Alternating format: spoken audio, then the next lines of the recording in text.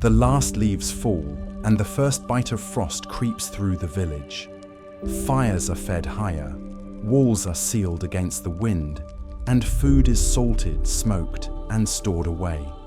Winter in the Viking North was not simply endured, it was prepared for with patience, craft, and ritual. Nights grew long, storms tore across the timber, and roofs groaned under heavy snow. Yet inside the longhouse, warmth held steady, woven from fur, firelight, and kinship. Children huddled close, listening to sagas of gods who ruled both ice and flame, while outside, the world slept beneath a deep white silence. Tell me, if you face such a night, what would bring you the greatest comfort? The fire, the stories, or the closeness of family? Share your answer in the comments and let us know where you're listening from and whether it's day or night. Now dim your screen and relax into the night.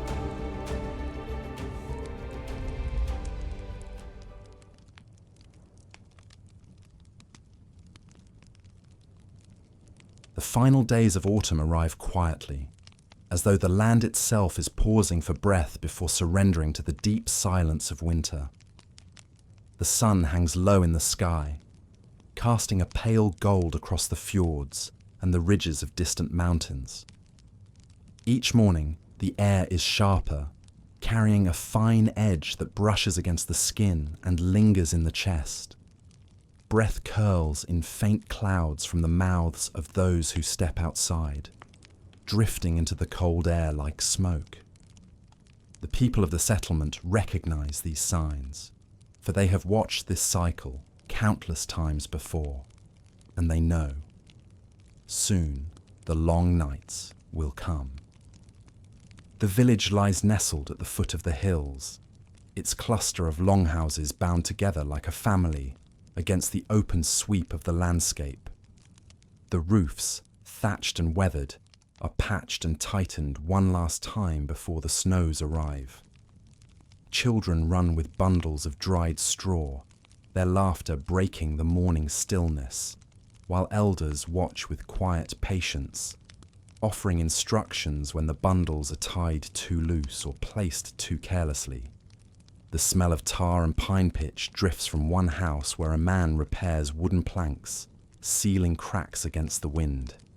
These small acts, repeated each year, are the difference between comfort and misery when the storms close in.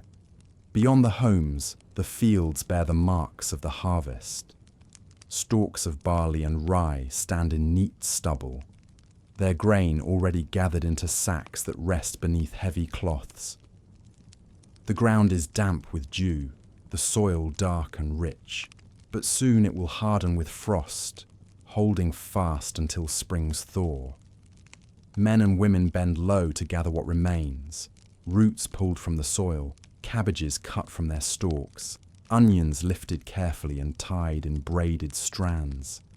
Children trail behind, clutching baskets that grow heavier with each step, their arms aching, their small bodies learning the labour that has shaped their people for centuries. Near the edge of the village, smoke drifts steadily from the low roof of a smokehouse. Inside, the air is thick with the scent of salt and wood smoke. Cod, herring, and salmon hang in long rows, their flesh darkening as it dries, absorbing the fire's slow warmth. Beside them hang strips of venison, sinewy and lean, trophies of hunts taken in the cooling weeks of autumn. The preservation of food is not merely a task, but a ritual, a rhythm of survival that every hand contributes to. Salt, carefully gathered and traded in warmer months, is rubbed into meat. Fish is split and laid flat, the glistening surface glimmering in the low light. All of it must last, through nights when the wind howls and the earth yields nothing. As the day wanes, the settlement hums with motion. Women stir thick pots of broth over central hearths, stirring in carrots, leeks, and bits of dried meat. offering warmth to those who return from the fields. The aroma fills the longhouse, wrapping around tired shoulders like a blanket. Children press close, their cheeks flushed from the cold, waiting with eager hands for bowls of steaming food. Outside, the shadows lengthen, and the cold presses harder, urging all to finish their work before darkness falls. The animals sense the shift as well. Goats and sheep are herded closer to the longhouses, their bleats echoing softly in the chill air. Thick hay is spread within pens, and water troughs are filled one last time before the night freezes them over. The cattle, broad and slow-moving, lower their heads to the feed, their breath rising in plumes that catch the fading light. Horses, their coats thickened, stamp against the ground, restless in the cooling air. The bond between human and animal is heightened in these moments, for both rely upon each other through the months of hardship ahead. As the first stars prick the sky, the air grows still. A thin frost settles upon the ground, crisping the edges of fallen leaves until they gleam silver beneath the moon. The settlement quiets, the bustle of the day giving way to the hush of evening. Within the longhouses, fires are stoked, logs crackling and sending sparks into the smoky air. Families gather close, wrapped in cloaks of wool and fur, the flicker of flame casting gentle light upon their faces. Stories are told, some of gods and giants, some of ancestors whose courage carried them through winters harsher than any living memory. Children listen with wide eyes, their bodies curled against their parents, their lids growing heavy with warmth and the steady rhythm of voices. Can you imagine such a night? The firelight soft upon timber walls, the low murmur of kin beside you, the smell of smoke and stew lingering in the air, while outside the cold presses against the door, unable to break through the circle of warmth. The elders speak softly of the land's cycles, reminding the young that hardship is not an enemy, but a teacher. Winter strips life down to what matters most: shelter, food, companionship, faith. Each generation passes down the same truths, though wrapped in different tales, until they become as natural as the rhythm of the seasons themselves. The night deepens, and with it comes the sound of the wind rising along the ridges. The timbers of the longhouse creak, a reminder of the power waiting in the storms to come. Yet inside, there is no fear, only preparation, only trust in what has been done and in what will be endured together. The youngest child stirs in his sleep, pulling the fur closer around his small body, while his mother tucks it snugly about his shoulders. Across the room, an elder leans against the wall, his eyes half closed, recalling winters past, his thoughts carried by the crackle of the flames. The final days of autumn linger like an exhale, a moment between abundance and austerity. The harvest is gathered, the wood stacked high, the food preserved and stored. Tomorrow will bring more tasks, more small labours that weave together into survival. But tonight, there is still the comfort of firelight, the murmur of familiar voices, and the knowledge that, though the cold will come and the nights will grow long, the people are ready. And so, beneath the stars and the quiet sweep of the northern sky, the settlement drifts into rest. The frost spreads across the earth, thin and shimmering, a promise of the season to come. Yet within the walls of the longhouse, warmth endures, carrying the people into sleep, one breath at a time. The days shorten quickly, and with each morning the sun rises later, weaker, its light stretched thin across the land. The villagers walk beneath a sky that feels closer now, pressing low with heavy clouds, their edges bruised purple and grey. Every hour of daylight is precious, yet in these waning days, it is the hearth that takes on greater meaning. For soon, it will not be the fields or the shoreline that sustain life, but the fire glowing at the centre of each home. The longhouse is more than timber and roof, more than the shelter it offers from rain and snow. It is the soul of the family, a place where warmth binds together body and spirit. Within its walls, memories of countless winters linger like smoke woven into the beams. As the winds outside grow sharper, the people turn inward, to strengthen both house and heart before the coldest nights arrive.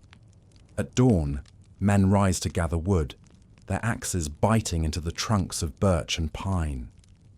The steady rhythm echoes through the valley, a song of labour that has carried from one generation to the next. Logs are split and stacked high against the outer walls, their ends are lined neatly, ready to be fed into the fire when the dark deepens.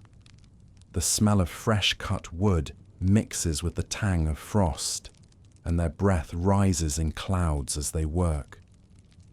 Children follow with smaller bundles of kindling, sticks and branches gathered from the forest floor, each contribution cherished, for in the months ahead, every twig will matter. Inside the longhouse, women sweep and spread fresh rushes across the floor, layering them thick to insulate against the creeping cold beneath.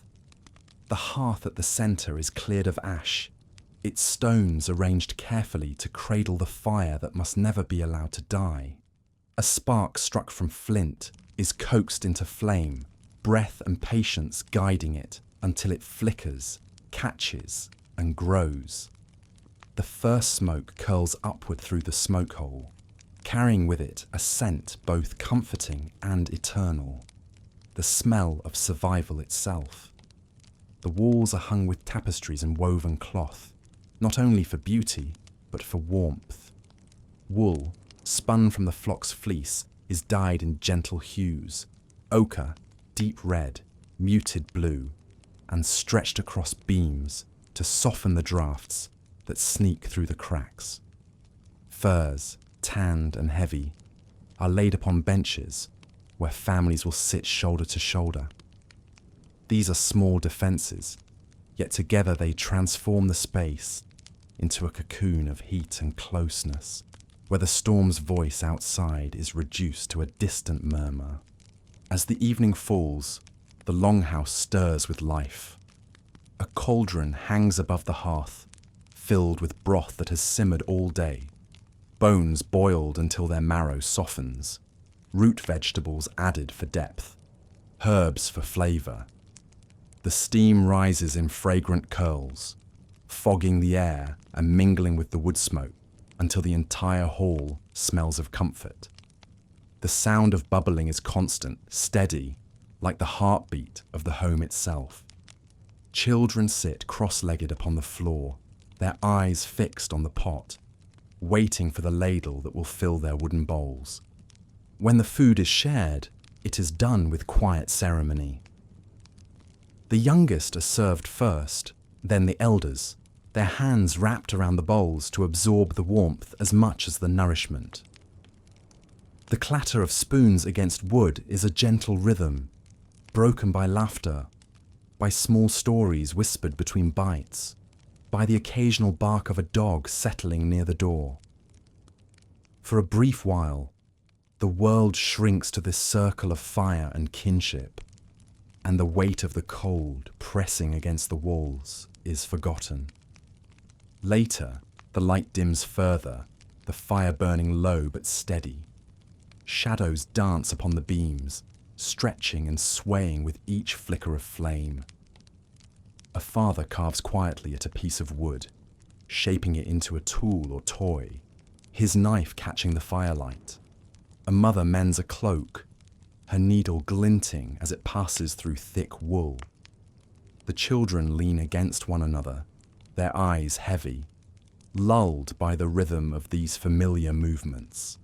Every gesture within the longhouse speaks of care, of endurance, of a life built not upon grandeur, but upon the patient weaving of simple acts into the fabric of survival. And yet, the hearth is more than warmth and sustenance. It is also a place of memory and of spirit. As the flames leap higher, an elder clears his throat and begins to tell a story. His voice is slow, measured, carrying the weight of tradition. He speaks of gods who once shaped the world from ice and fire, of heroes who braved winters even harsher than this one, of ancestors whose courage flows still through their descendants' veins. The children listen wide-eyed, their minds painting vivid pictures of giants striding through the snow, of wolves howling at the edge of the forest, of the goddess Skadi gliding upon her skis across frozen mountains. These tales are not mere diversions. They are lessons, wrapped in wonder, teaching the young that the winter is not an enemy to fear, but a force to respect, a reminder of human smallness and resilience. As the firelight flickers across their faces, they learn that survival is not only a matter of food and shelter, but of faith and memory, of believing that those who came before endured, and so shall they. Can you feel the comfort of such a night? The warmth of the fire, the gentle rhythm of a story spoken in the half-light, the closeness of family around you, their shoulders brushing yours as the wind rattles faintly at the door. Outside, the frost thickens, but inside, the heart is steady. The hours slip by in this way, the fire fed piece by piece, the hall dimming into a quiet hum of drowsy voices and soft movement. Dogs curl near the embers, their ears twitching at sounds only they hear. Children nestle against parents, heads resting upon laps, drifting slowly into dreams. Elders lean back, their eyelids heavy, their voices fading to murmurs.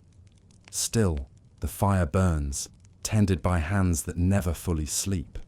For to let it go out is to invite the cold into the very marrow of the home.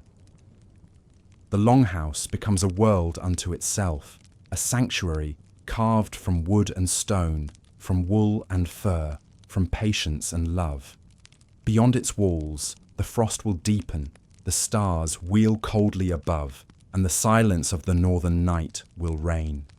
But within, there is breath and warmth, laughter and memory, the flicker of flame, and the steady beating of human hearts. So the Vikings, like so many before and after, prepare not only with strength of hand, but with strength of spirit. Their hearths are more than fire, they are hope.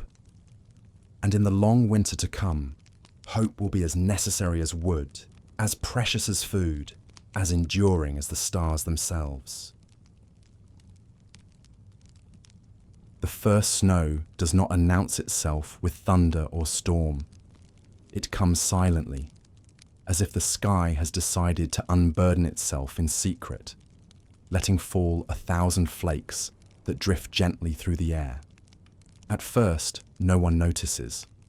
The morning begins as others have, the sky low and heavy, the breath of animals steaming in the cold, the smoke of hearth fires rising pale against the grey.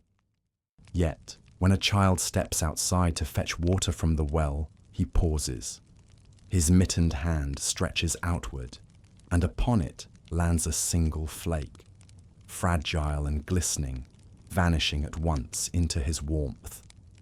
Soon others follow. A flurry of white drifts across the settlement, carried by a hushed breeze. The ground darkens with damp, then lightens as the flakes gather, weaving themselves into a thin veil that softens the earth.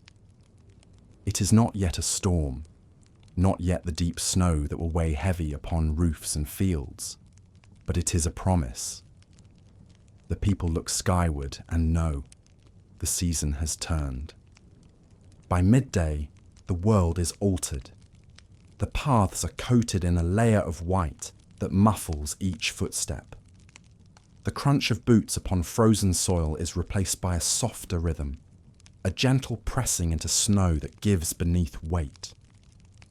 Children laugh as they race one another, their footprints marking the fresh blanket in twisting lines. Dogs leap through drifts, their fur dusted, their paws flinging white powder into the air. The adults move more slowly, their eyes measuring the depth, their hands tightening cloaks against the chill. For while the children see play, the elders see the months of hardship ahead.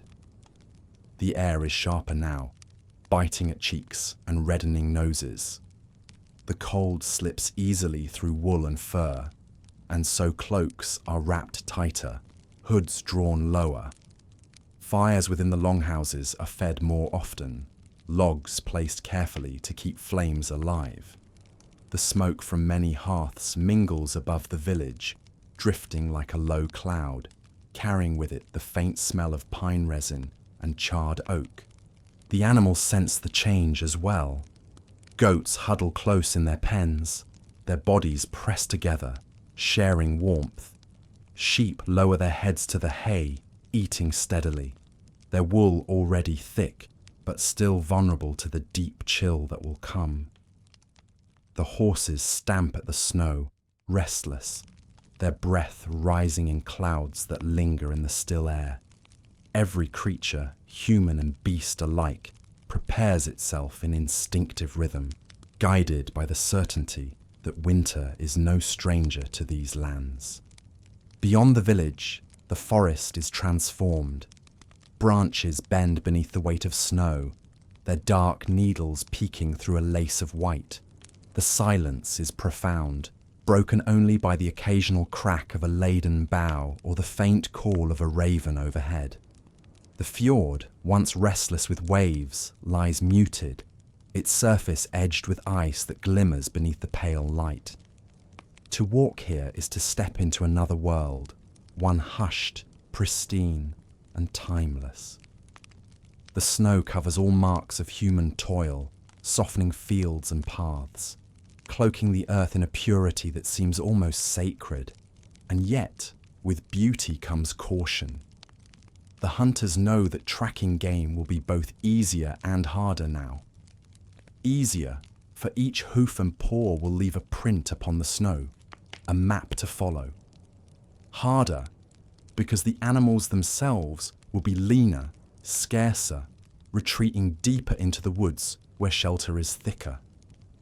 Already, snares are set for hare and fox, the delicate footprints soon to be sought at dawn. The men sharpen their spears and check their bows, preparing for hunts that may test both skill and patience. Inside the longhouses, life reshapes itself to the rhythm of snow. Rushes upon the floor are replaced more often, for dampness creeps in with every returning boot. Furs are shaken free of clinging flakes before being hung to dry by the fire.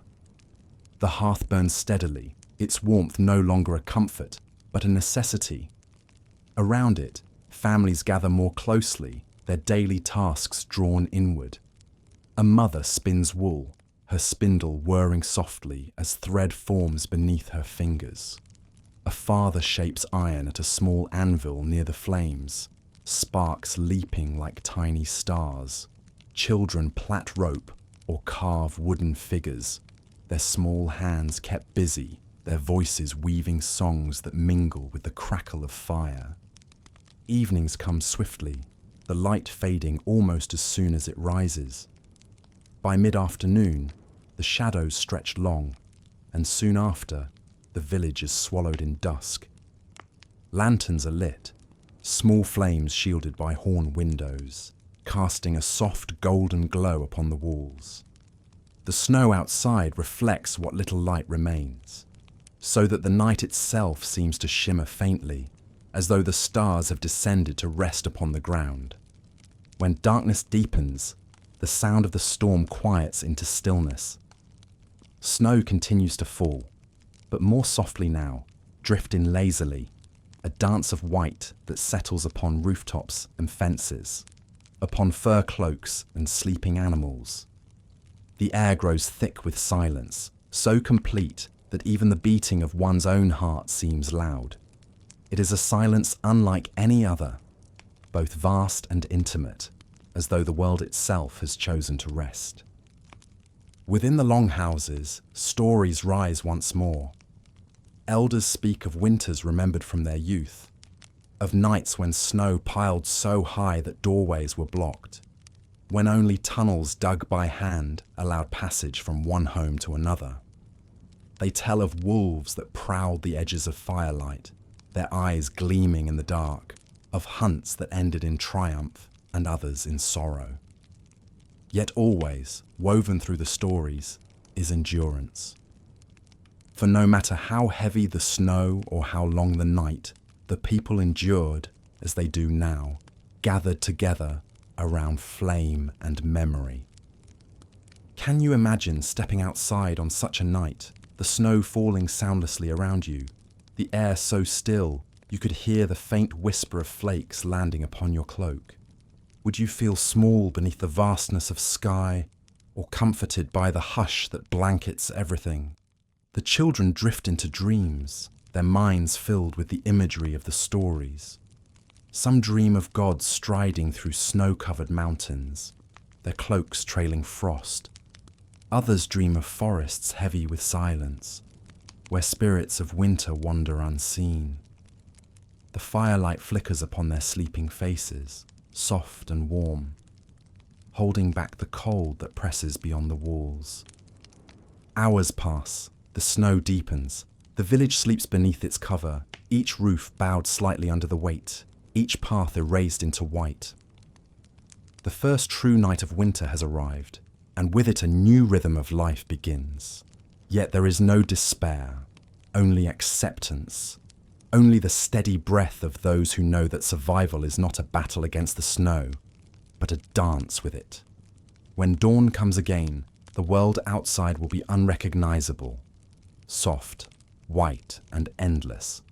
But for now, in the stillness of night, as the snow falls softly upon timber and earth, there is peace. The hearth glows steady. The hearts within beat quietly, and the village dreams together beneath the silent blessing of winter's first snow. The first snows have settled across the land, softening every path and quieting every sound. With fields now sleeping beneath their white blankets, the people of the settlement turn inward, not only to their hearths, but to the hidden wealth stored carefully through the year. For in this frozen season, survival depends not upon what can be gathered fresh from earth or sea, but upon what was prepared in the patient weeks of autumn. Within the longhouses, there are chambers set aside for this very purpose. Cool, dark places where the labour of summer and fall rests in silence. When the doors are opened, the air is heavy with mingled scents, the sharp tang of salt, the sweetness of dried herbs, the deep smokiness of cured fish and meat. These smells are not simply pleasant, they are reassuring, a reminder that foresight and work have built a bridge across the barren months. Hanging from rafters are long rows of fish, their silver scales dulled by smoke and time. Cod, herring, and salmon dangle side by side, each stiffened into permanence by fire's slow touch. The smoke has darkened them, hardened them, preserved them. When they are pulled down, their flesh will be tough, but boiled in broth it will soften, releasing flavour that has been locked away for months. Beneath them, strips of venison and boar hang as well, lean and fibrous, a testament to autumn hunts. Each piece is marked by care, rubbed with salt crystals gathered from the sea, turned and watched to keep rot at bay. Along the walls stand wooden barrels, their lids sealed tight with wax or pitch. Inside lies more of the sea's bounty. Herring packed in layers of salt, their bodies firm and glistening, preserved against decay. When opened, the brine rises sharply to the nose, almost overwhelming, yet it is the smell of life ensured. Without salt, the fish would spoil within days. With it, they may last until spring. These barrels are precious, guarded carefully, each one counted and remembered. Roots lie buried in earthen pits beneath the floor, shielded from frost. Turnips, onions, and cabbages rest there in darkness, their skins toughened, their flesh kept firm by the cold. When lifted into the light, they feel heavy in the hand, a weight of sustenance drawn from soil long past its season of growth. Some will be sliced thin and cooked into stews, others eaten raw when freshness is craved. Their presence is a comfort, a reminder of green life now hidden beneath layers of snow. Grain, too, has its place. Sacks of barley and rye are stacked neatly, each sewn shut, each guarded against mice and damp. The grain may be ground into flour, baked into dense loaves that last for days, or boiled into porridge that fills bellies with warmth. Mead, brewed from honey gathered in sunnier months, rests in clay jars, its sweet sharpness aging quietly, waiting for festivals when it will be poured into cups to lift spirits high. Each item has been placed with intention, with knowledge passed through generations. Nothing is wasted. The fat from slaughtered animals is rendered into lard, stored in clay pots, used to flavour broth or spread upon bread. Bones are saved for boiling, yielding marrow-rich stock that nourishes when meat itself is scarce. Even the smallest scraps are valued, transformed into sustenance by patience and ingenuity. The work of preservation is more than survival. It is a ritual of trust in the future. When women rub salt into meat, when men hang fish upon wooden racks above smoke, when children gather herbs to dry in bunches tied with twine, they are not merely preparing food. They are weaving hope into the fabric of their lives.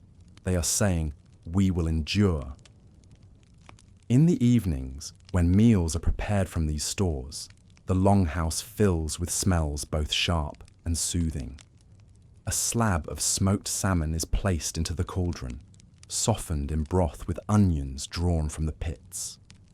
The steam carries a rich, savoury fragrance, filling every corner of the hall. Bread is pulled from the hearth, its crust blackened, but its centre warm and dense. Together, these simple foods become a feast in winter, their flavours intensified by scarcity, their nourishment deepened by gratitude. Can you imagine the taste of such a meal? Fish infused with smoke, onions softened until sweet, bread dense and hearty, steam rising in the dim light of the hall.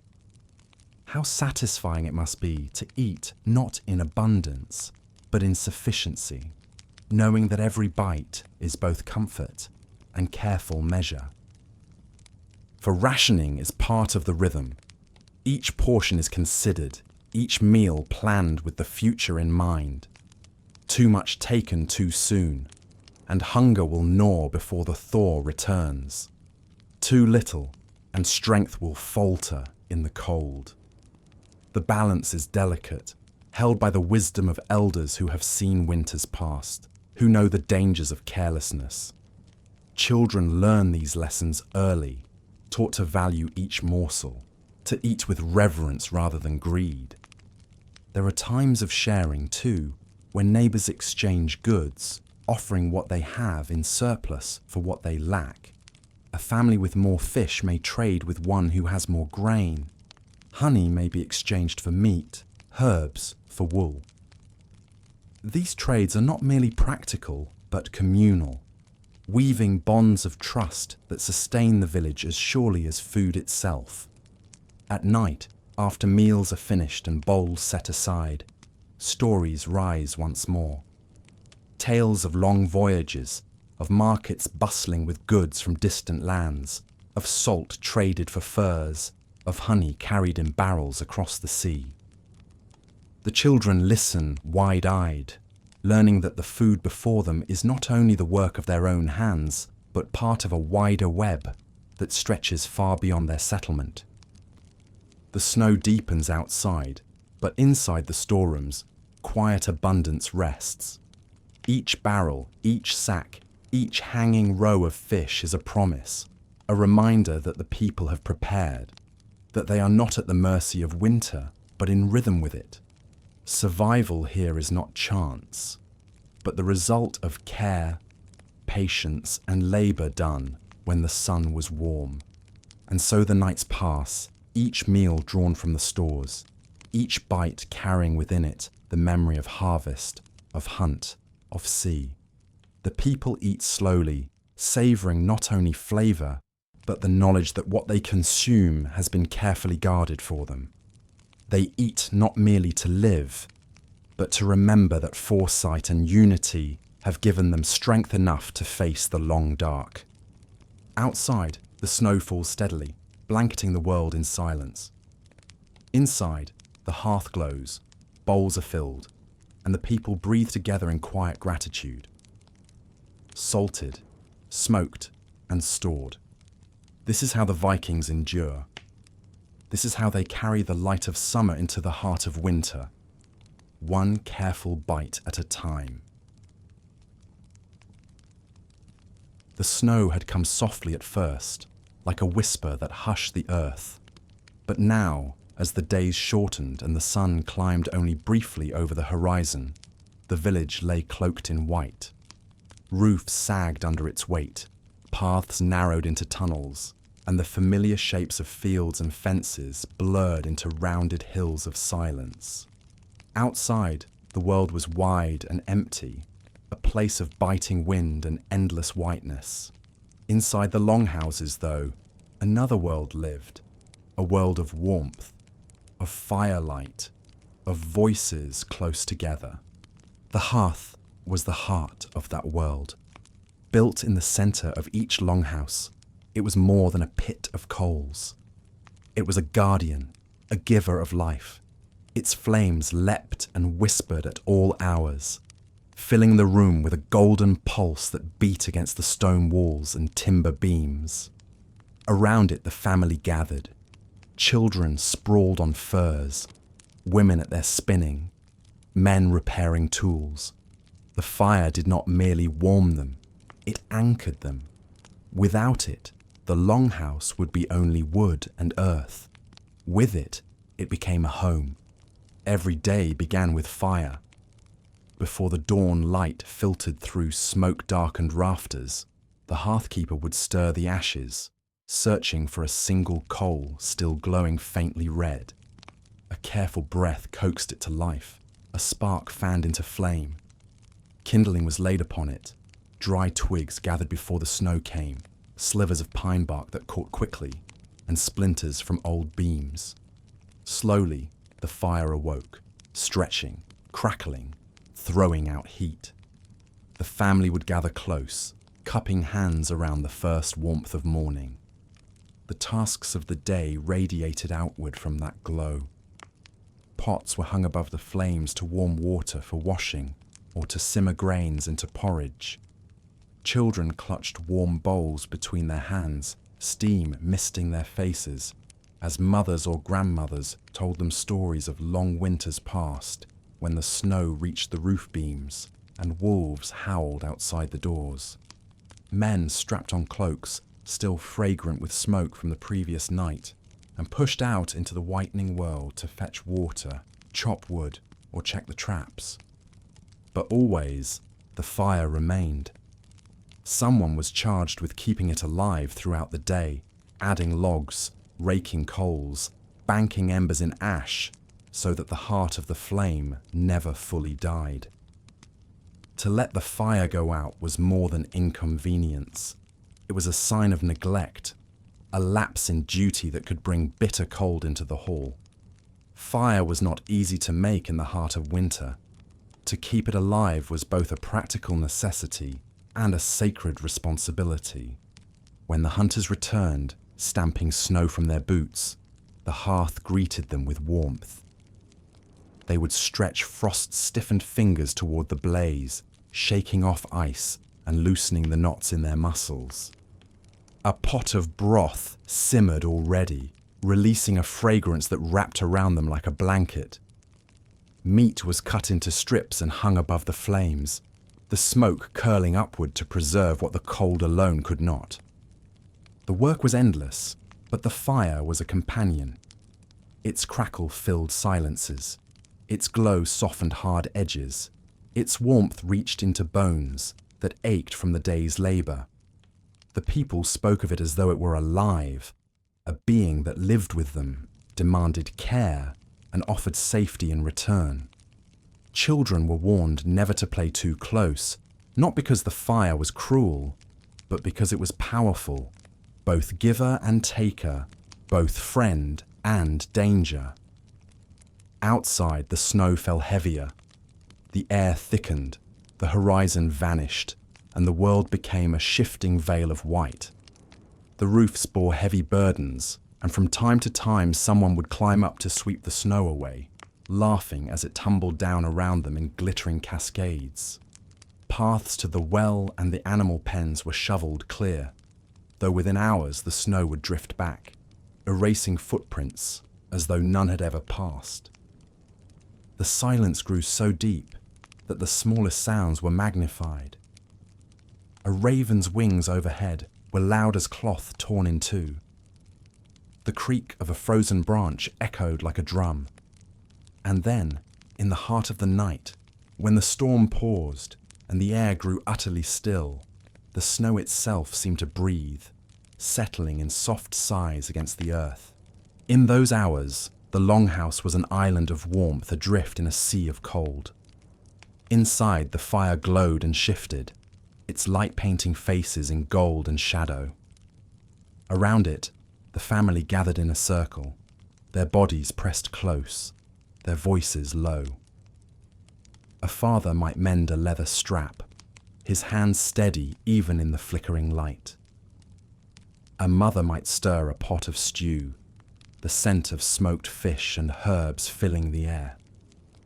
A child might curl against a sibling, listening to the murmur of adult voices blending with the crackle of burning wood. The fire did more than warm their skin. It fed their spirits, reminding them that even in the darkest months, there was light, there was heat, there was life. It was a promise renewed each time the flames caught on fresh kindling. Each time a coal glowed brighter beneath a careful breath. The fire was also a link to the divine. In the flickering light, the people saw the faces of gods and ancestors. Sparks rising through the smoke were thought to be messages carried skyward, prayers sent into the night. Around the fire, songs of praise were sung, old melodies that had echoed in these halls for generations. Voices rose and fell, weaving together in harmony, rising with the smoke to touch the rafters, to mingle with the night beyond. At times, the fire served as a place of counsel. When disputes arose, when decisions needed to be made about the sharing of food or the planning of hunts, the men and women sat in a circle around the flames. The firelight cast every face into sharp relief, shadows playing across furrowed brows, eyes bright with reflection. Here, words were measured, tempers cooled, wisdom sought. The fire demanded honesty, for to speak falsehood in its glow was to risk its favour. At other times, the fire was simply a place of laughter. After a meal, with hunger sated and the snow whispering against the roof, stories would turn to tales of mischief, of goats that had escaped their pens, of children who had hidden in haylofts, of neighbours caught singing in the dark. Laughter would ripple through the hall, light as the snow outside. And for a moment the weight of winter lifted. On certain nights, the fire became the heart of ritual. Herbs were cast into the flames, their smoke carrying prayers for health, for safe journeys, for the return of the sun. The people believed that the fire connected earth to sky, mortal to divine, present to eternal. As sparks rose into the rafters, it was as though the gods themselves leaned down to listen, their breath stirring the smoke, their presence felt in the warmth that pressed against every cheek. Beyond the walls, the frost thickened, trees groaned under their burden. The fjord grew still, its surface sealing with ice that glistened beneath the pale glow of moonlight. The world was locked, hushed, held fast in winter's grip. Yet inside, around the hearth, there was movement, warmth, and song. Hours stretched into nights, nights into days. The snow fell, melted, froze again. Each morning, the people shoveled paths, carried wood, fetched water through holes cut in the ice. Each evening, they returned to the longhouse, where the hearth still glowed, where salted fish softened in broth, where bread baked, where children laughed. The rhythm was steady, like the crackle of firewood, like the heartbeat of the earth beneath its frozen cover. And always, at the center, the fire burned. The storm did not come suddenly. All that day the air had grown heavier, as though the sky was drawing in breath. The snow lay still across the fields, untouched, glimmering faintly in the pale sun. Yet the air was too quiet, the trees too still. Even the ravens wheeled silently overhead, wings cutting arcs across a sky that seemed to press lower and lower. Those who had seen many winters knew what this silence meant. They looked toward the horizon, their eyes narrowing, and returned to their homes with greater haste. By dusk, the first gusts arrived, slipping through the cracks of doors and shutters, curling smoke sideways above the hearths. The villagers stepped outside to secure what they could. Ropes tightened, sleds pulled beneath shelter, animals driven closer to the warmth of barns and pens. The air stung their cheeks, raw with the edge of snow not yet fallen. The world seemed to hold its breath, waiting. And then, with the coming of night, the storm broke. The wind roared across the fjord, rushing through valleys and over rooftops with the voice of something vast and unyielding. Snow burst from the sky in torrents, each flake no longer gentle but driven like arrows by the gale. The longhouses shuddered as the storm wrapped around them, rattling doors, moaning through smoke holes, pressing against timbers until they groaned in protest. Inside, the fire burned brighter, its crackle nearly lost beneath the roar of wind. Families drew closer, pressed shoulder to shoulder, eyes flicking toward the door each time it shook in its frame. Sparks leapt upward, scattering into the smoke above, as though the fire itself was answering the fury outside with its own wild dance. The storm was not merely heard but felt. The timbers creaked as though alive, the roof bowed beneath drifts of snow, the very air inside trembled with each blast. Children clung to their mothers' cloaks, burying their faces against fur that smelled of wood smoke and warmth. Elders, though calm, sat upright, listening to the voice of the storm with the solemnity of those who remembered others like it. Storms that had broken fences, swept roofs from homes, buried paths for days. And yet, even as the storm raged, life within the longhouse continued its rhythm. A pot simmered on the hearth, broth bubbling steadily, its steam carrying the fragrance of fish and herbs. The scent mingled with the tang of burning pine, filling every corner, wrapping itself around those gathered like an unseen blanket. Wooden bowls were passed carefully, warm liquid steadying hands that trembled not from fear, but from the cold that seeped through the very walls. Stories rose again, though now their tone matched the mood of the storm. A man spoke of Thor, the thunderer, whose hammer struck down upon mountains, whose fury drove storms across the seas. Perhaps it was his breath that roared outside now, his strength testing the endurance of mortal folk. A woman reminded the children of Skadi, the goddess of winter, gliding across snowy slopes, her bow strung, her gaze keen. Perhaps she was hunting now in the dark, her shadow carried in the snow's restless dance. The children listened wide-eyed, their fear softened by the thought that gods, not chance, moved the storm. If Thor's hammer boomed in the wind, if Skadi's presence lingered in the snow, then the storm was not chaos, but story, not danger, but part of a larger pattern. The fire glowed upon their faces, their imaginations turning the roar into song, the howl into the voices of the divine. Hours passed, though it was difficult to measure them. The night outside was impenetrable.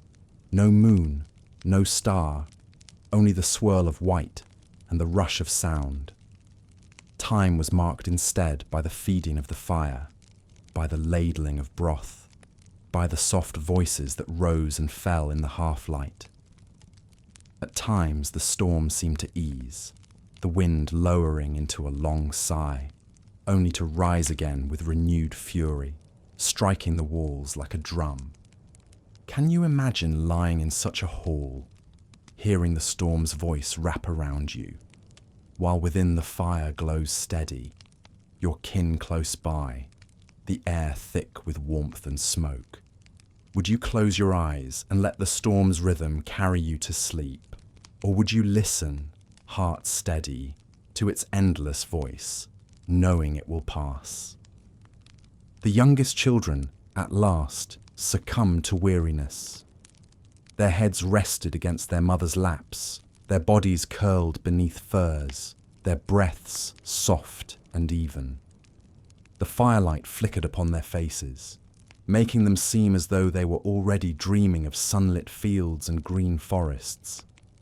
The elders watched them with quiet eyes, remembering their own childhood storms, remembering how safety is not the absence of danger, but the presence of family. Midnight came, though none marked the hour. The storm reached its height. Snow piled against the walls, drifted high against doors, buried the pens where animals huddled together. The wind screamed through gaps in the timbers, carrying with it a fine dust of snow that swirled across the floor before melting into damp patches. The longhouse groaned but held, its beams stout, its roof bound tight. Every man who had patched thatch, every woman who had woven rushes, every child who had carried straw bundles had contributed to this endurance. The storm outside was mighty, but within, the hall was stronger. And then, as suddenly as it had come, the storm began to fade. The wind dropped into long, low sighs. The snow lessened to a steady drift. The silence returned, slow and hesitant, like a visitor unsure of its welcome. At first, no one trusted it. They listened, waiting for the roar to rise again. But gradually, the tension eased from shoulders, voices grew softer, and the fire became once more the loudest sound in the room. When dawn came, a faint light seeped through the smoke hole above. It touched the faces of those who had drifted into uneasy sleep, curled close around the hearth. One by one they stirred, rising stiffly, stretching limbs sore from long hours of watchfulness. The storm had passed. The world outside would be buried deep, paths lost, roofs heavy with white. But the longhouse still stood, the fire still burned, and the people still breathed together in its glow. They would dig themselves out, shovel paths anew, free the animals from their pens. It would take hours, perhaps days, to set the village right again. Yet as they looked upon the embers, still glowing after the long night, they knew the truth. The storm had tested them, and they had endured. The midnight storm had been fierce, but it had left behind something greater than fear.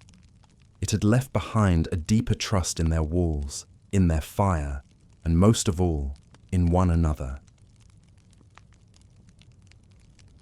The storm had passed, but its memory lingered in the heavy snowdrifts that now shaped the land.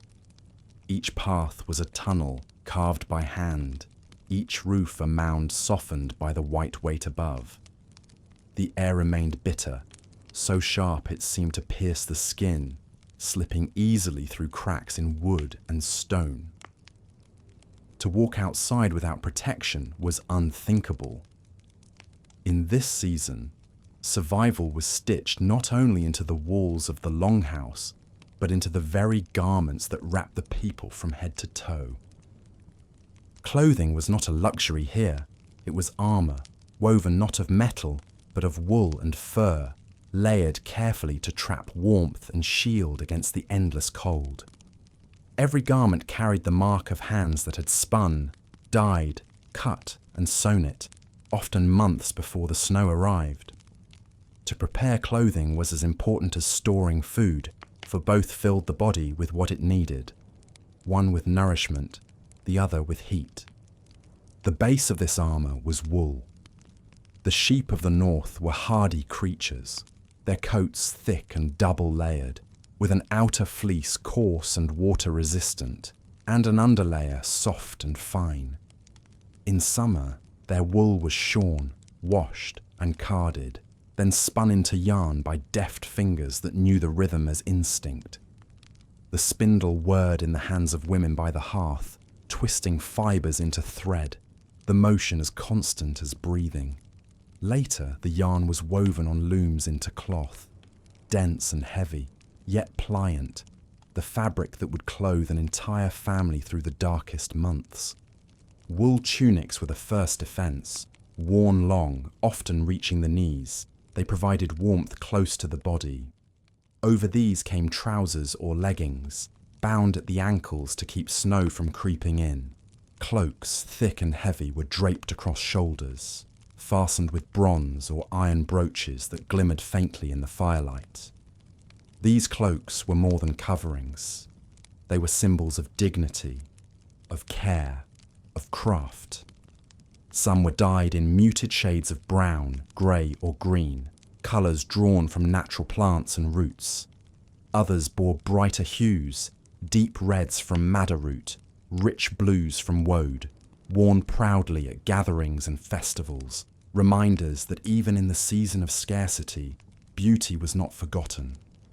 Over wool came fur, fox, hare, wolf and bear. The pelts of wild creatures offered their warmth to human shoulders. A collar of fox fur lined the edge of a cloak, its softness brushing the cheek with every movement. Mittens of hare fur kept hands nimble even in the bite of wind. A hood lined with wolf's pelt wrapped a head so completely that only the eyes peered out, narrowed against the glare of sun upon snow. These garments carried with them the wildness of the animals themselves, a connection to the forests and mountains from which they had been taken. To wear them was to share in the resilience of those creatures, to borrow their strength for a season. Leather, too, played its part.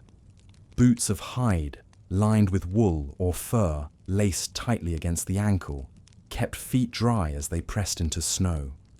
Belts secured tunics and cloaks, holding knives, pouches, and small tools close at hand. Strips of leather bound wrists and shins, reinforcing garments at their weakest points.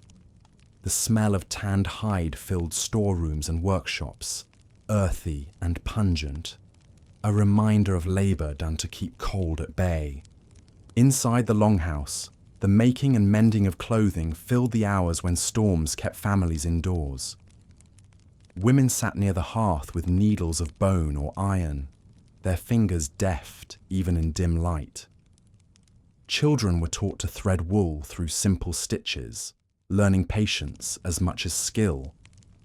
Men helped with heavier tasks, scraping hides, softening leather, shaping boots. The sound of work blended with the crackle of fire, a steady rhythm of thread pulled taut, scissors clipping, cloth rustling. The act of clothing one another became ritual.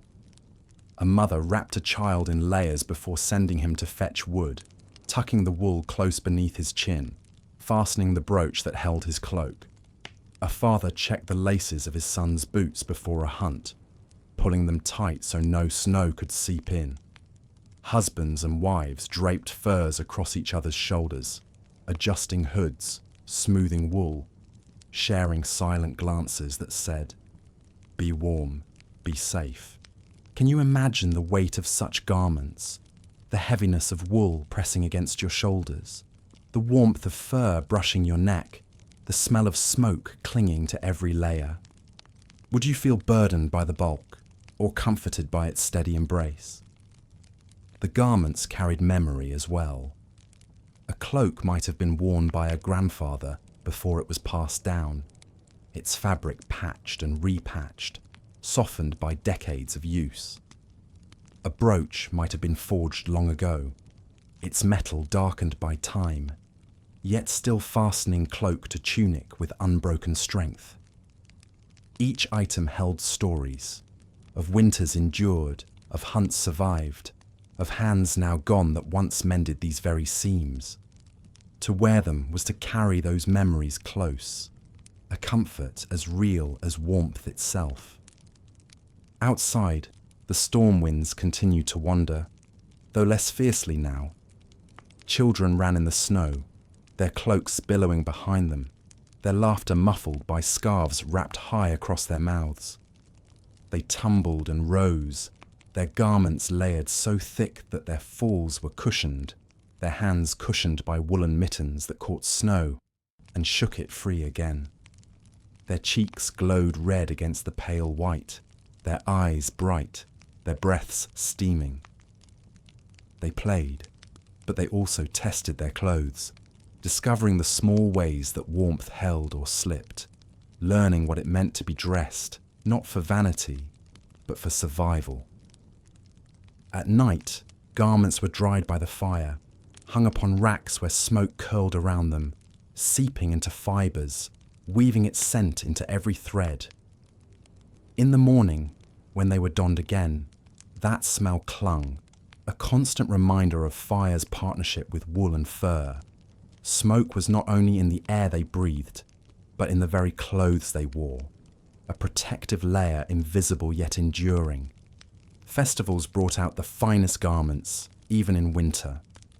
A feast in the longhouse meant cloaks brushed free of snow, brooches polished, tunics brightened by colour. Jewellery of bronze, silver or amber glimmered against wool, catching the firelight, adding beauty to necessity. These gatherings proved that even in a season of survival, life was not only about endurance, but about dignity, about showing pride in what hands had made, in what bodies could wear with grace. And so, in the heart of winter, the Vikings endured not naked against the cold, but wrapped in the labour of their families, in the resilience of animals, in the patience of craft. Their clothing was more than fabric, more than fur. It was trust woven into every thread, care stitched into every seam, hope bound into every fastening. It was survival worn upon the skin. When they stepped out into the snow, cloaks billowing, boots crunching, hoods pulled low, they were more than individuals braving the cold. They were the living threads of their community, bound together in garments that told stories as surely as words, carrying warmth from one generation to the next. And when night fell and garments were laid aside upon benches and racks, the longhouse filled once more with the sound of spinning wheels, the rustle of wool, the quiet patience of hands preparing anew. For winter was long, and the work of clothing the clan was never done. Night in winter is not the same as night in summer. In the long days of warmth, the sun lingers late, shadows are soft, and the hours of darkness pass quickly. But in the deep season, night is a vast ocean. It begins early, swallowing the sky before the evening meal is finished, and it stretches onward with no clear end, an unbroken sea of hours that must be crossed. In those hours, when snow presses heavily on the roof and the wind rattles the shutters, the people of the settlement turn to the quietest form of survival: sleep. Inside the longhouse, sleeping spaces line the walls, wooden platforms raised just slightly above the rush-strewn floor. Upon these benches are spread thick furs, reindeer hides, sheepskins, and the soft pelts of smaller animals, layered one atop another until they form a deep nest of warmth. Over these are laid woolen blankets, rough to the touch but heavy and comforting, woven tightly to trap heat. Every family has their corner, their bedding arranged carefully, their places familiar and unchanging. When the fire burns low and the last tasks of the day are done, the household settles into these beds. Children climb first, burrowing eagerly into the furs, giggling as they steal the warmest spots near the wall. Parents follow, tucking themselves in close, wrapping cloaks and blankets around their bodies until only faces remain visible. Sometimes 2 or 3 children share a single fur pile, their limbs tangled, their breath mingling in clouds that hang briefly in the air before fading into the dark. The closeness is more than comfort, it is necessity. Alone, one body might struggle against the cold that seeps in even through the thickest walls. Together, bodies generate heat, each one lending warmth to the others, forming a shared shelter of flesh and breath. In this way, sleep becomes an act of unity, each person a small flame contributing to the greater fire of the family's survival. Animals, too, sometimes share this closeness. Calves or young goats, too fragile to endure the cold barns, are brought inside, their bodies adding warmth and life to the hall. A dog curls at the foot of a bed, its fur coarse, its ears twitching even in dreams. Chickens cluck softly in wicker cages near the hearth, their presence both practical and strangely comforting, a reminder of the rhythms of life that continue even in the stillest season. The longhouse at night is a world unto itself. The fire has burned down to embers, glowing faintly red, sending up only occasional sparks that die quickly in the smoky air. The beams overhead creak as snow shifts on the roof. From outside comes the muffled voice of the wind, sometimes a low moan, sometimes a sudden rattle against wood. But within, the dominant sound is breath, the steady inhalation and exhalation of dozens of chests rising and falling in near unison. It is a lullaby of survival, soft and rhythmic, reminding each sleeper that they are not alone in the darkness. Before sleep fully claims them, voices linger. An elder tells a quiet story, not with the booming tones of evening feasts, but with a softness suited for the edge of dreams. The tale may be of ancestors who endured harsher winters, or of a hunter who once followed a stag for 3 days through snow, or of gods who sleep themselves until the world needs their strength again.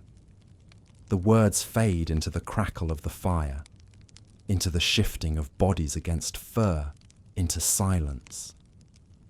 Soon only the memory of the story remains, carried into the dream world. Dreams themselves hold power in these long nights. Some believe they are messages from the gods, visions sent through sleep to guide or warn. Others see them as whispers of ancestors, visiting through memory and imagination. Children often dream of warmth, of green fields and summer sun, of games by the water, of feasts where food is abundant. Adults' dreams are more complex, sometimes coloured by worry, sometimes by hope, sometimes by the weight of tasks that await when daylight returns. Whatever their shape, dreams fill the endless hours with meaning, carrying the mind across the sea of night. Can you imagine lying there, wrapped in furs so heavy they press against your chest, the warmth of family all around you, the air thick with the scent of smoke, wool, and pine resin? Would you listen to the faint moan of the wind outside, or would you close your eyes and let the rhythm of breathing lull you into sleep? Occasionally, the silence is broken.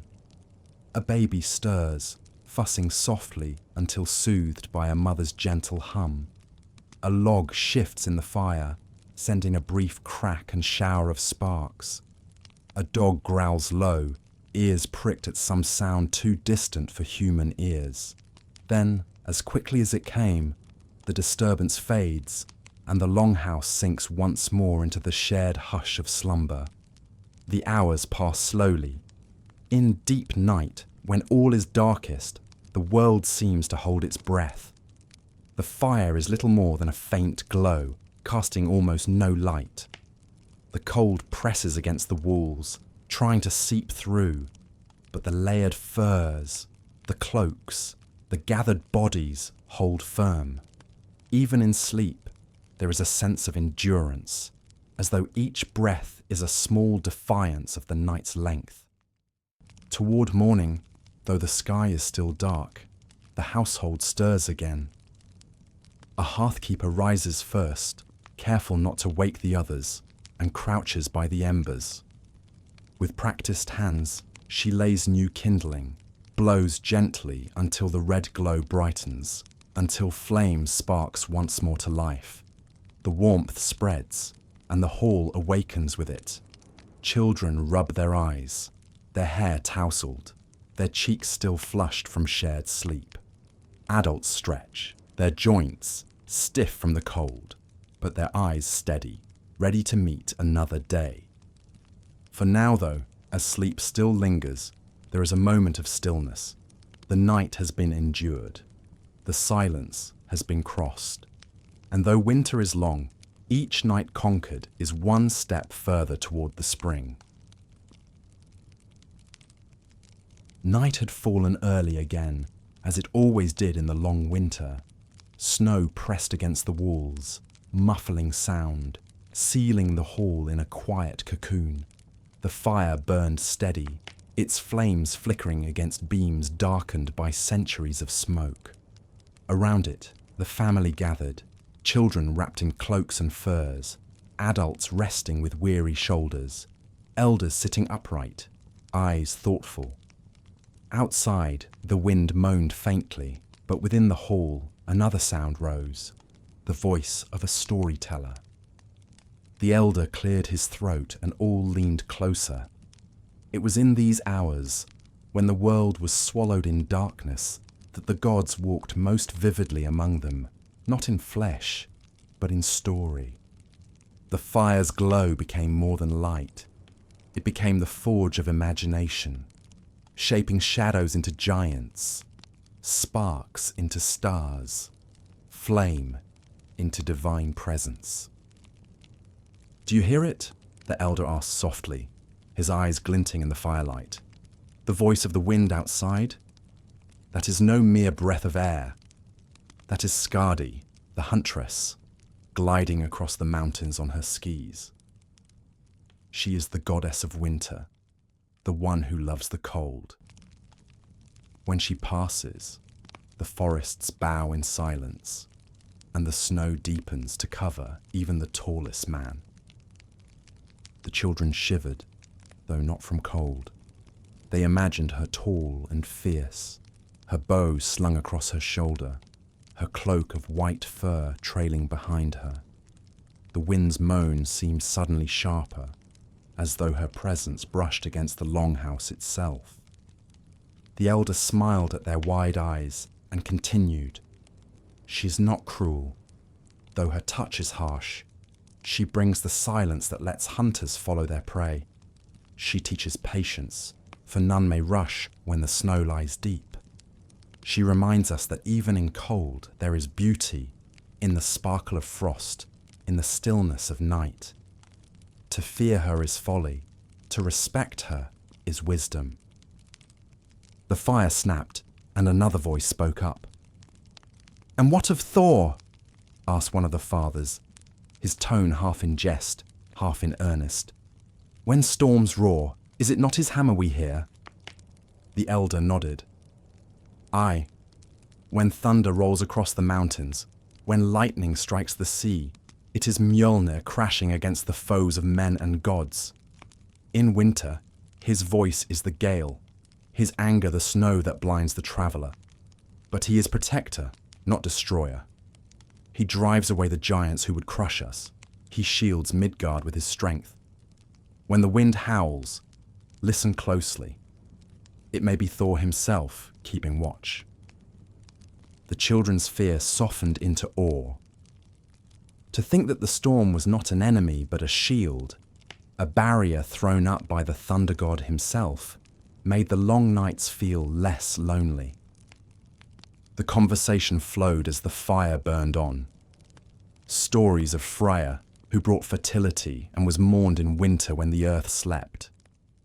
Tales of Odin, who wandered even in the dark, one eye always searching, his ravens whispering secrets of the frozen world. Some stories were bold, filled with battles between gods and giants. Others were gentle, explaining the simplest things. Why snow sparkled like stars. Why wolves howled at the edge of firelight. Why the days were so short this far north. But none stirred the halls so deeply as the tale of the beginning, the clash of fire and ice. The elder's voice lowered, and all leaned in. Long before men, long before sun and moon, there was nothing, only Ginnunga Gap, the great void. To the north, Niflheim, the land of ice. To the south, Muspelheim, the land of fire. Ice and fire met in the center, and from their meeting came creation. Frost melted, sparks hissed, and life emerged. From that clash of opposites, gods were born, and giants too. We are children of both frost and flame. The hall grew still, every crackle of the fire seeming to echo the story. To think that their own breath, their own warmth, their own endurance in the cold, were born from that first mingling of ice and fire, it gave meaning to the struggle of winter nights. They were not merely enduring, they were living echoes of the world's beginning. The children's eyes shone. One whispered, "And when the world ends." The elder's gaze softened. "Then fire and ice shall meet again. Surtur, the fire giant, will rise with his flaming sword, and frost will break from the north. Gods will fall, men will fall, but from the ash and the melt, a new world will grow, green and fair and filled with song. Even in endings, there is a beginning." A hush followed, as deep as the snow outside. The fire crackled, and sparks drifted upward, as though carrying those words into the rafters, into the night beyond. Can you imagine hearing such tales? The wind roaring faintly outside, the fire warm upon your face, your family pressed close, every word painting worlds upon the darkness. Would you feel fear of the giants, or comfort that the gods themselves walked in the storm? Slowly, the hall relaxed again. Children laid their heads against their parents, eyes fluttering with the weight of dreams. Adults murmured softly, their voices thoughtful, their hearts steadied by the reminder that winter's trials were not meaningless, but part of a larger story told since the dawn of time. Outside, the snow still fell, silent and unbroken.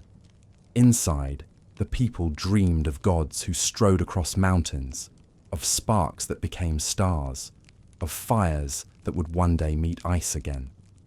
The long night pressed on, but within the circle of myth and flame, there was warmth enough to last until morning. The morning came, But it did not feel like morning. A pale glow touched the edge of the horizon, faint and hesitant, as though the sun itself were weary of rising.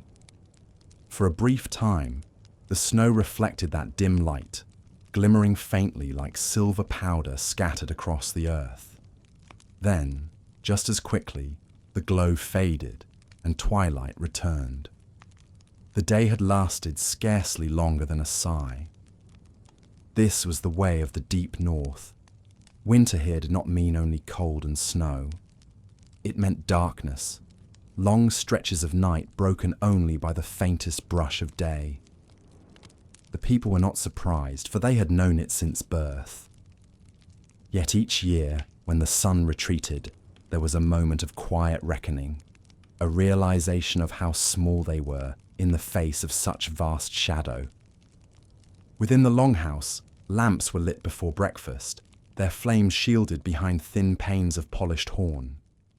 They glowed softly, casting circles of gold upon the timbered walls. The hearth burned steadily, its fire no longer simply a warmth, but the very source of light by which all work was done. Shadows stretched across the floor, deep and long, so that even the smallest task, threading a needle, carving wood, cutting cloth, was done with patience and care. Eyes strained against the dimness, yet hands moved with the confidence of habit. Outside, the world lay quiet.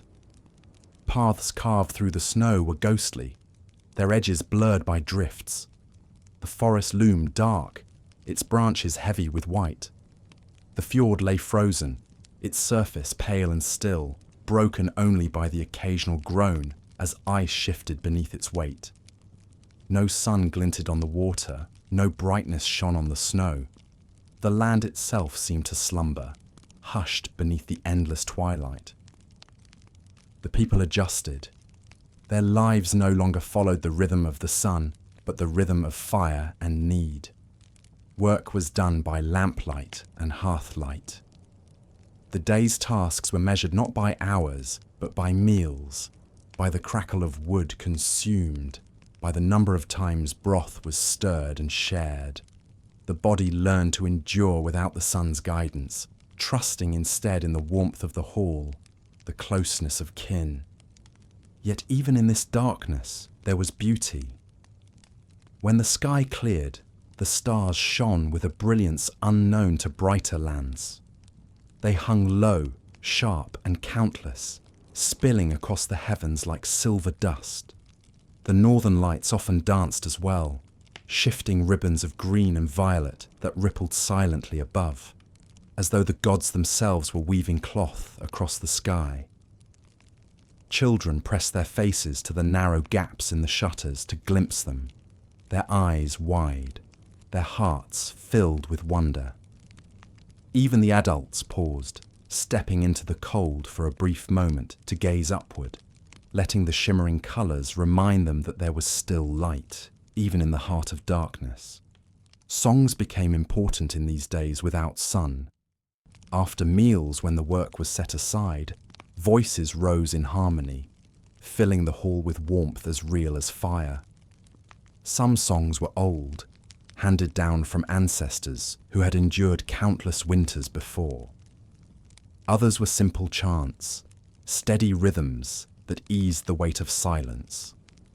Children clapped along, their laughter breaking the gloom, while elders closed their eyes and let the familiar melodies carry them into memory. Can you imagine such a hall, filled not with light from the sun, but with voices rising against the darkness? Would you feel the shadow pressing heavily outside? Or would you hear instead the strength of many voices woven together, carrying hope from one heart to the next? Work continued, though altered by the season. Looms clicked softly as wool was woven into thick cloth. Needles stitched fur into hoods and mittens. Wood was carved into handles for tools, bowls, and toys for restless children. Men ventured briefly outside to check snares or fetch wood, their cloaks pulled tight, their paths marked carefully so they would not lose their way in the twilight. Each return was greeted with relief, a rush of warmth as they stepped back into the glow of the hall. Sometimes, when the darkness pressed too heavily, rituals were held. Small offerings were placed upon the hearth, bread, ale, or bits of meat, given in thanks for the fire's light and in hope that the sun would soon return. Elders whispered prayers to Freya, who brought fertility and warmth, asking him not to forget them in the frozen months. Children watched solemnly, sensing the seriousness in their parents' voices, though they did not fully understand. In these moments, the people acknowledged their smallness, but also their unity, their strength in facing the night together. Sleep came earlier, stretched longer, for what else was there to do when the world outside was wrapped in darkness? Families burrowed into furs, the glow of embers flickering faintly upon their faces. They whispered softly before drifting into dreams, dreams of green fields, of sunlit seas, of warmth on the skin. Some nights passed quietly, others were restless, the weight of the long darkness pressing against the mind. Yet always, morning arrived again, even if morning brought no more than a faint gleam of silver at the horizon. The rhythm was steady, if slow. Days without sun became weeks, weeks became months. And yet the people endured, measuring time not by light, but by survival, by the meals shared, by the songs sung, by the stories told, by the fire that never died. And in this endurance, there was a kind of peace. For though the sun had vanished, life continued. The fire burned, the voices rose, the hearts beat steady. And somewhere beyond the horizon, though unseen, the sun still waited, ready to return when its time had come. Winter outside was still and silent, but inside the longhouse, life carried its own rhythm. While the snow piled higher against the walls and the sun lingered barely an hour above the horizon, the people turned to work that could be done by firelight. Not the heavy labour of fields or the wild hunts of summer, but the quieter labours of hands and patience, spinning, weaving, carving, mending. These were the winter crafts, the knots and needles that bound one season to the next, ensuring that when the thaw came, the village would be ready to greet it. The longhouse was never idle. From dawn, or what passed for dawn in the dim glow of a northern sky, the fire was stoked, lamps were lit, and the air filled with the soft sounds of industry. A spindle whirred in one corner, its steady hum blending with the crackle of the hearth. The creak of a loom echoed in another as woollen threads were drawn taut, crossed, beaten into cloth. The scrape of a knife across wood, the tap of hammer on iron, the hiss of breath through teeth as a knot was tightened. These were the songs of winter labour, as constant as the storm's sigh beyond the walls. Wool was the most precious thread of all. The sheep, hardy and thick-fleeced, had given their coats in summer, and now that wool was spun into yarn by skilled hands. Women sat with distaff and spindle, drawing fibres into even strands, twisting them with patient precision. The yarn was then woven on upright looms into cloth dense enough to hold warmth, strong enough to withstand years of wear. Each thread passed through fingers roughened by work, each piece of cloth the product of hours upon hours of unseen devotion. The children watched and learned, first allowed to wind yarn into balls, then to try their own clumsy hands at spinning, their efforts crooked but praised. Clothing was mended as often as it was made anew. Woolen tunics were patched at elbows. Fur cloaks were stitched where seams had split. Mittens were reinforced with new linings. A cloak, worn by a father for 10 winters, might be passed to his son, each repair another chapter in its story. Nothing was wasted. Even scraps of cloth found use as ties, wrappings, or padding within boots. Each stitch was both necessity and care, a way of saying, "You will be warm, you will be safe." Leatherwork filled another part of the hall. Men scraped hides with sharp tools, softening them into pliant leather for boots, belts, and straps. The smell was strong, pungent, filling the air with the earthiness of animals that had once lived in the fields and forests. Children watched as offcuts were shaped into pouches or small sheaths, their eyes bright with the thought of carrying something useful, something made by hand. Boots were reinforced with wool or fur, laces threaded through holes punched carefully, soles thickened to withstand the long walks over frozen ground. A well-made boot could mean the difference between frostbite and safe passage, and so every stitch, every knot mattered deeply.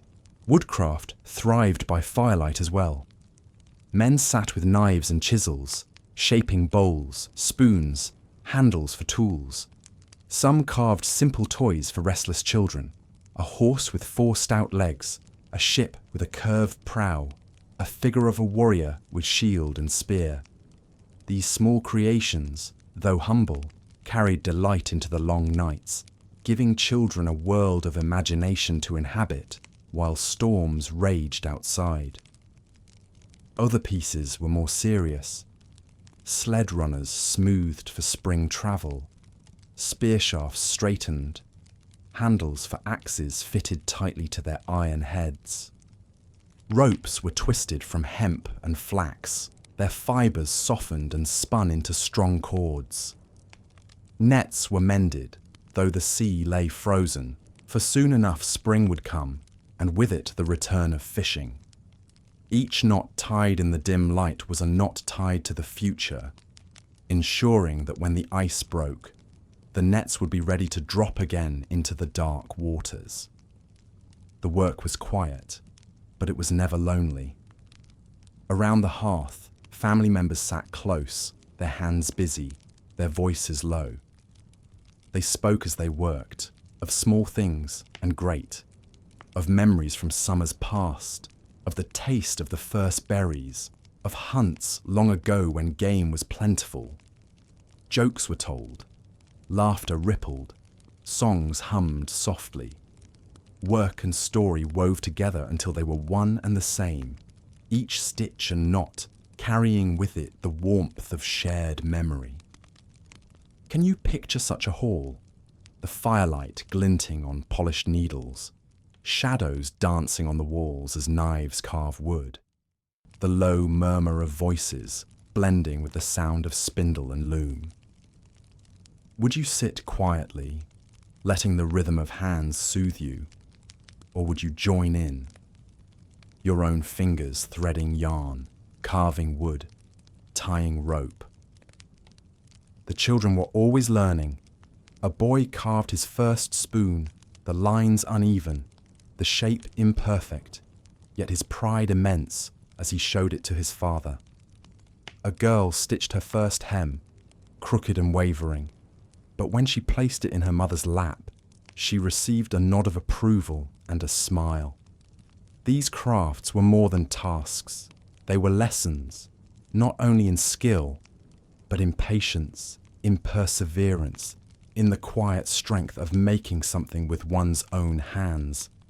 At times, the work took on ritual meaning. During the darkest weeks, when spirits dipped and tempers grew short, elders would remind the young that each stitch, each knot, each carved line was an act of defiance against the winter. To create was to say, we endure. To mend was to declare, we are not broken.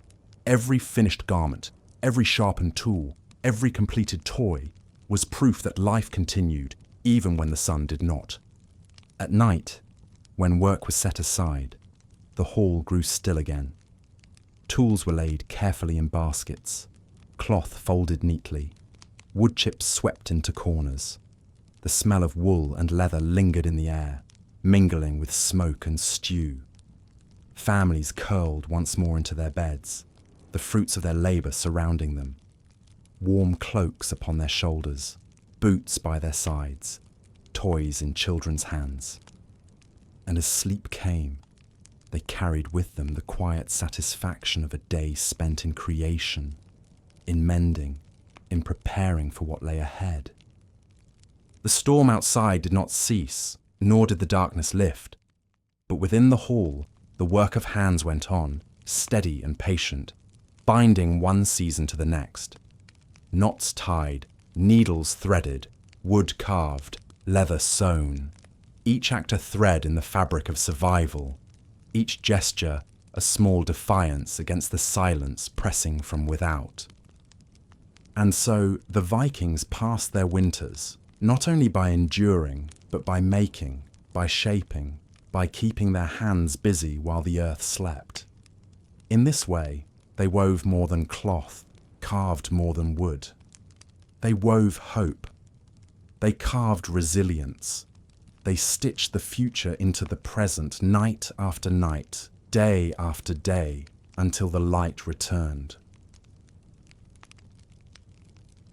The storm had passed, and in its wake lay silence. The snow blanketed the earth so completely that even sound seemed muffled, swallowed by its weight.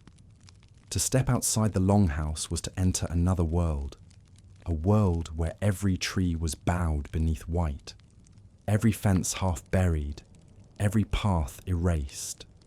The air was still, the kind of stillness so deep that it seemed almost alive, as if the land itself were holding its breath.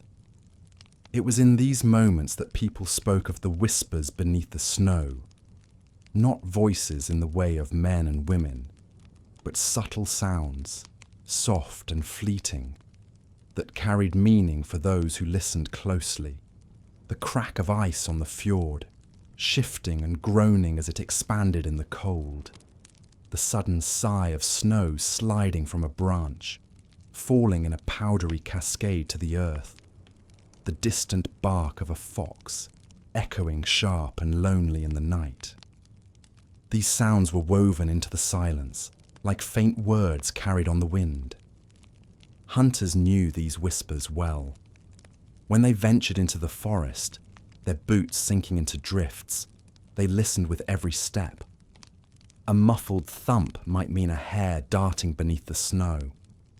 A faint rustle in the distance might betray a deer moving through the trees.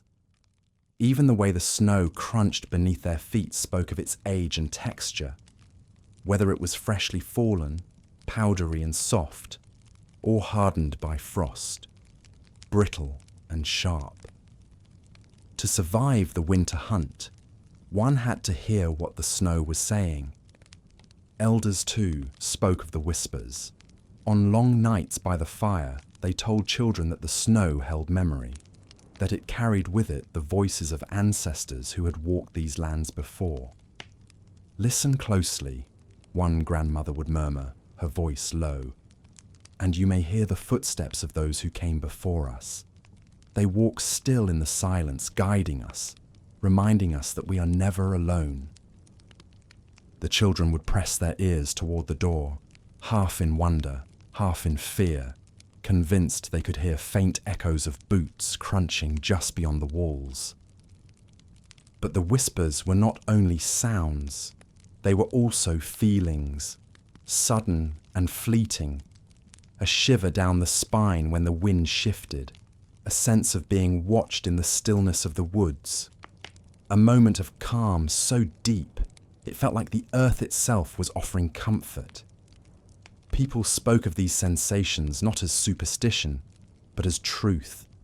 For in a world where silence ruled, every small stirring took on meaning. Inside the longhouse, the whispers became stories. Elders told of travellers lost in storms who had followed faint voices and found their way home. They spoke of hunters who dreamed of deer and woke to find tracks leading straight to their quarry. They whispered of snow spirits, neither friend nor foe, who wandered the drifts unseen, reminding mortals of the thin line between safety and danger. The children listened wide-eyed, clutching their cloaks tighter, both frightened and comforted by the thought that the snow was alive. Can you imagine such a night, lying awake beneath firs, the fire low, the wind still, the silence so deep that every creak of timber, every sigh snow, feels like a word meant only for you? Would you be comforted by those whispers, or unsettled, wondering whose voice lingered just beyond the edge of hearing? The whispers were not always gentle. Sometimes the snow cracked sharply in the distance, a sound like splitting timber as ice broke upon the fjord. Sometimes a drift collapsed with a sudden whoosh, sending a shudder through the air. At such times, the people would pause, listening, waiting. But even these harsh sounds became part of the language of winter, warnings and reminders that the land was powerful, that it moved and shifted even when it seemed asleep. There was wisdom, too, in reading the snow itself. Tracks told stories clearer than words. A hare's prints, close together, spoke of its darting haste. A fox's trail, neat and precise, wound patiently through the trees. The broad hooves of a deer marked deeper prints, carrying hope of meat for the pot. Children learned early to follow these signs, taught by fathers and mothers who had walked the same path since their own youth. The snow whispered through its patterns as well as its sounds, each line in the drifts a message waiting to be read. In the quietest hours of night, when even the fire was low and only embers glowed faintly, the whispers seemed loudest. A faint creak in the rafters, the groan of wood under snow's weight, the soft shifting of furs as a sleeper turned, each sound magnified, carrying across the hall like a secret. At such times, the boundary between waking and dreaming blurred. Was that the sigh of the wind, or the breath of a spirit passing by? Was the crack in the ice distant, or in the mind alone? The night offered no answers, only the reminder that silence was never truly empty. Elders taught that listening was as important as speaking. They would say, "The land speaks to those who hear," they would say. "In its silence, there is wisdom. In its whispers, there is warning." And so the young were taught to pause, to hold still, to let the world around them speak before they moved. In this way, they learned patience, humility, and respect, for in the north, to ignore the land's voice was to risk one's life. And yet, for all their caution, there was comfort too. To hear the snow sigh was to know the world was alive. To listen to the groan of ice was to remember that even in stillness, change was always near. These whispers carried with them the promise that winter too would pass, that silence would give way to song, that cold would yield to warmth. The children, tucked in furs, carried these whispers into their dreams. Some dreamed of ancestors walking across snowy fields, their footsteps light but clear. Others dreamed of gods who spoke through the wind, their voices deep and steady. In the morning, they would tell their parents of these dreams, and the parents would nod, for in dreams too, the snow had its voice. So the long nights passed, not in emptiness, but in conversation, subtle, fleeting, whispered between the earth and those who lived upon it. Every crack, every sigh, every drift carried meaning, and in listening, the people found not fear, but connection to the land, to their ancestors, to one another. The night was deep, the kind of night when the fire's glow seemed the only light in the world. Outside, snow drifted gently, settling over paths already erased a dozen times.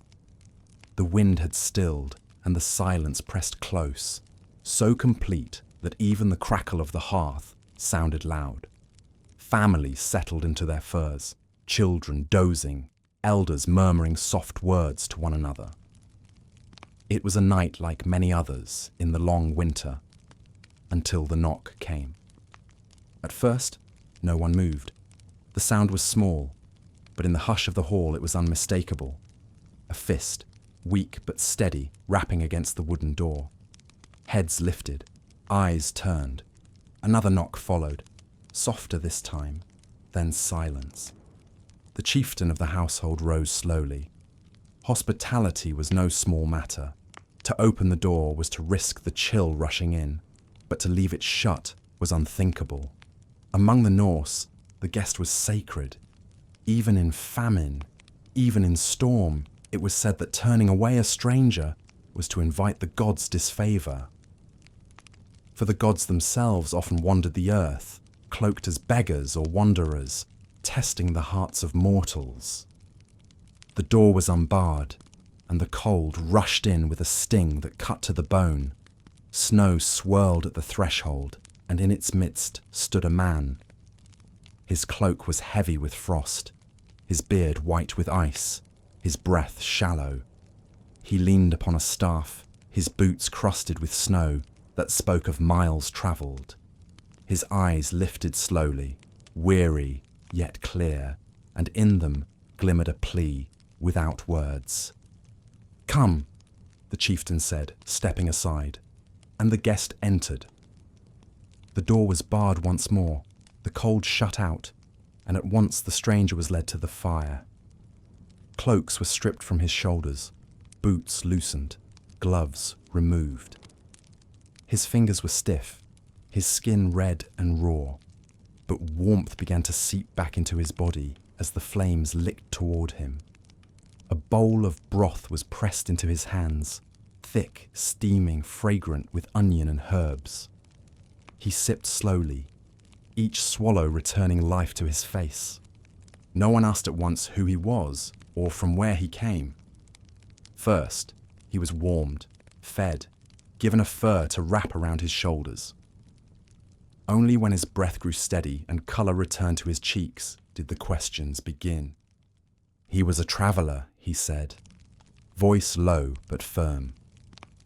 His name was Halvard, and he had been caught between villages when the storm struck. The snow had swallowed the road, the wind had driven him from his path. For days he wandered, sleeping beneath pines, eating what little dried food he had carried, until at last, weak and near frozen, he saw the glow of this longhouse's fire through the storm. The people listened, nodding. They did not doubt him. To travel in winter was perilous, and many had known such moments themselves. They asked no further questions, for in the code of hospitality, a guest's burdens were not pried into unless freely offered. What mattered was that he was here, safe, beneath their roof, sharing their fire. The children, curious, edged closer. Halvard smiled faintly, reaching into his cloak. From within, he drew a small carving, a horse, no larger than a palm, cut from wood and smoothed by hand. He handed it to the youngest child, who held it with awe. The gift was simple, yet in it was kindness, a gesture of gratitude without words. The night stretched on. Halvard ate with them, drinking from their cups, tearing bread from their loaves. His voice grew steadier, and soon he began to speak of roads he had travelled, of markets in the south where goods from distant lands were traded, of seas that shimmered with ice floes drifting like white ships. His words painted pictures upon the darkness, carrying the listeners beyond their snow-buried valley, reminding them of a world that still moved beyond their frozen walls. The elders watched him closely, weighing his presence. Was he truly only a traveller, or perhaps a test, a wanderer cloaked in mortal form, sent by gods to measure their generosity? Such thoughts were not spoken aloud, but they lingered in the silence between words. And so they treated him with the utmost respect, offering the best cuts of meat, the warmest place by the fire, the cleanest cup. Can you imagine such a night, when a stranger steps into the circle of your fire, carrying with him both mystery and need? Would you trust him as kin, or hold caution close, even as you shared your bread? When the meal was done, Halvard offered to earn his keep. He took out a small knife and began to carve a length of wood from their stores. His hands, though stiff, moved with skill, shaping the wood into a handle for a tool, smoothing its edges with practiced ease. The family watched, impressed. He was not one to sit idle, and in his craft, he honoured the roof that sheltered him. As the fire sank lower, the household prepared for sleep. A space was made for Halvard among them, a bed of furs laid near the hearth where the warmth would reach him best. He lay down without protest, pulling the covers around his shoulders, his breath evening out as soon as his head touched the pillow. The children whispered that he looked like a spirit of the storm, but the elders silenced them gently. Guest or god, mortal or messenger, he was under their care now. The longhouse settled into silence. Outside, snow continued to fall, soft and unbroken, muffling the world in white. Inside, the fire glowed. The breaths of sleepers rose and fell, and the winter guests slept among them, folded into the rhythm of the hall. By morning, the storm had cleared. Pale light touched the drifts, glimmering like crushed glass across the fields. Halvard rose with the others, thanked them with words both simple and sincere, and prepared to take his leave. They pressed food into his hands, dried fish and bread, enough to carry him to the next village. He bowed deeply, his eyes shining with gratitude, and stepped out into the snow once more. The family watched him go, his figure shrinking against the endless white until it vanished into the trees. For a long while, no one spoke.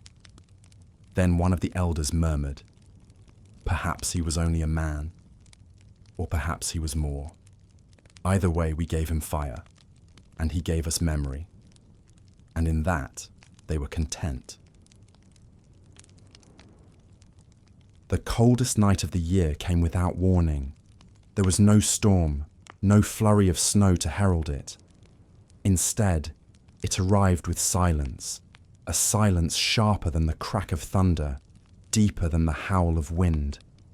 The air itself seemed frozen, each breath burning in the chest, each exhale clouding into a mist that lingered unnaturally long. Even the animals sensed it. Goats huddled tighter in their pens, dogs curled nose to tail, chickens sat still in their straw. The world had drawn itself inward, bracing for a night unlike any other.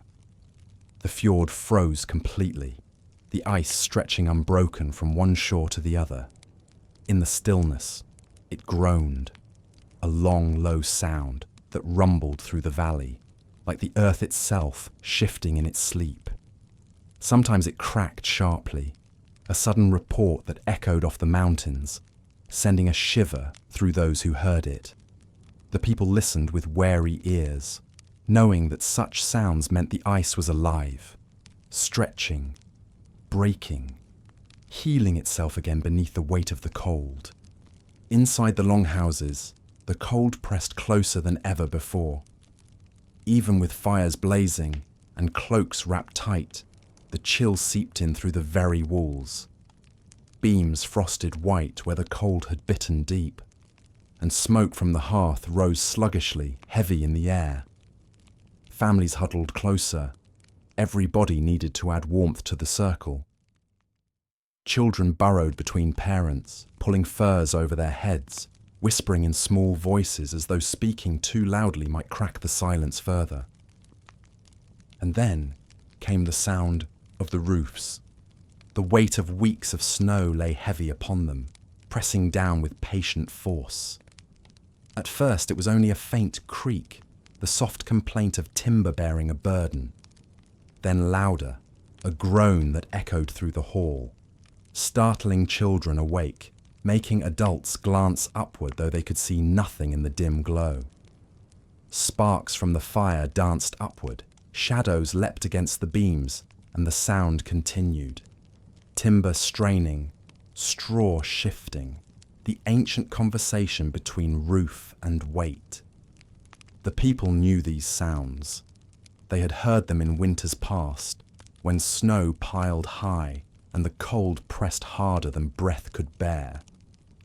Yet each creak carried with it a reminder that even the strongest walls were not beyond strain, that survival was a balance of craft and chance, patience and prayer. Men rose with cloaks thrown around their shoulders, stepping outside to clear the roofs. Ladders were leaned against walls, snow shovels lifted, and in the pale moonlight, figures moved slowly, steadily, heaving drifts from thatch to earth. Each scoop sent cascades of glittering powder downward, catching the faint light as though stars themselves were falling.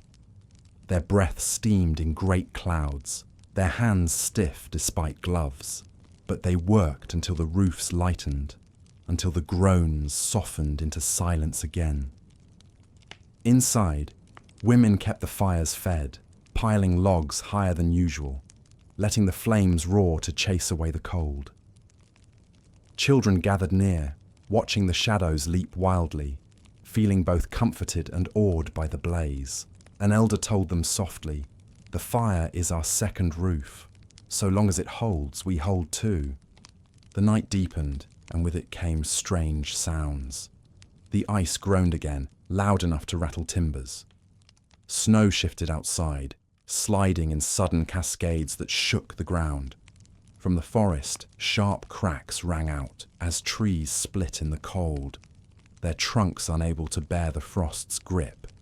Each sound was startling, yet also strangely natural, as though the earth itself was speaking in its own winter tongue. Can you imagine lying awake on such a night, listening as the very world groaned and creaked, the fire flickering across your face, your family close beside you? Would you feel fear, or would you feel a kind of reverence, knowing that you were not separate from these sounds, but part of them, sharing in the endurance of earth and timber alike? Despite the strangeness of the night, the people did not despair. They had lived through winters before, and they trusted in the strength of their work, in the wisdom passed down through generations. They checked the fire again and again, kept the children close, whispered old prayers to the gods of hearth and home. They did not curse the groaning of ice or the creaking of roofs. Instead, they listened, acknowledging the voice of winter in all its power. In quieter moments, when the sounds eased, stories rose to steady the heart. One elder spoke of Ymir, the great frost giant, whose body had formed the world itself. "Perhaps," she said, "the ice groans because it remembers." It was from ice and fire that all things came. What we hear tonight is the memory of beginnings. The children, comforted, pressed closer, imagining the world's birth echoing faintly in the cracks of the frozen fjord. Others spoke of roofs as guardians. "Every creak," said one father, "is proof of strength. The roof sings its defiance against the snow. It tells us, 'I hold, I endure.' And so, rather than fear, the groans became reassurance, a reminder that though tested, the hall stood firm. The night was long, perhaps the longest of the year. Time seemed to slow, each moment stretched by the weight of silence and sound. Yet at last, a faint light touched the sky. It was not the full brightness of day, but a silver-grey gleam that filtered through smoke holes and cracks in the shutters. The fire had burned low, the embers glowing faintly, but it had not died. The roof still stood, the walls still held, and the people still breathed together in warmth. When the doors were opened, the cold rushed in with a sharpness that made eyes water. The world outside glittered, every surface frosted white, every drift hard as stone. The fjord lay silent, unbroken, the memory of its groans lingering in the still air. Trees stood stiff and cracked, their broken branches scattered like offerings upon the snow. But the village still stood. The people still stood. And so, even as the cold bit sharper than ever, there was quiet triumph in every face. They had heard the ice groan and the roofs creak, but they had not broken. Like the beams above them, they had bent but held. And in that strength they found comfort, enough to face the long days still to come. The night of groaning ice and creaking roofs passed, and the village endured. Days stretched on in dim twilight, one blending into the next, until the people forgot how long it had been since they had last seen the sun. It felt, at times, as though darkness had claimed the world entirely, as though day itself had vanished into memory. But then, one morning, something shifted. The sky was clear, a rare gift in winter, and as the people stepped outside, they saw it. A glow on the horizon, brighter than the faint silver they had grown used to. Slowly, slowly, the sun lifted. Not high, not strong, not warm, but present. A pale disk hung above the snow, its light weak yet undeniable, casting long shadows across the fields. The villagers stopped in their tracks. Children squinted and laughed, pointing. Elders lifted their faces, their eyes glistening. Men and women set aside their burdens for a moment and simply stood in silence, watching. The sun had returned.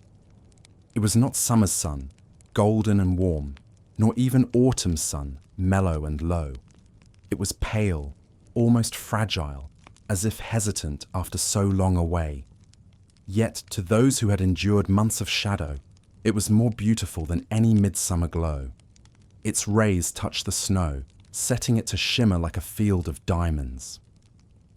Roofs sparkled, trees glittered, the frozen fjord glowed faintly as though lit from within. The whole valley seemed transformed into a world of crystal and light. Inside the longhouses, the pale sun slipped through the smoke holes, casting beams across walls long accustomed to firelight alone. Dust motes drifted lazily in its glow, each one a tiny star. Children stretched their hands into the light, marveling at how it warmed their skin, faintly but surely. Mothers smiled as they saw their children bathed in brightness, the hollows beneath their eyes softening with relief. For though the sun was weak, its meaning was strong. It was a promise. The world was turning again. Darkness was not eternal. Light would return, slowly, steadily, until one day it would once more rule the sky. The hardest nights had been endured, and the first signs of change had come. The people marked the moment in quiet ways.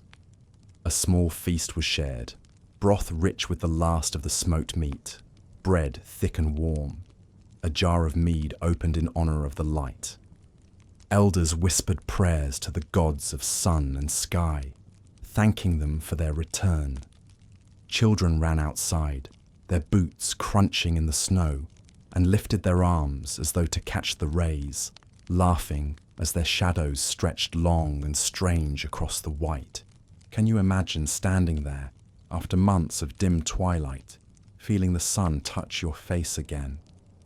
Would you close your eyes and breathe deeply, letting that faint warmth seep into your bones?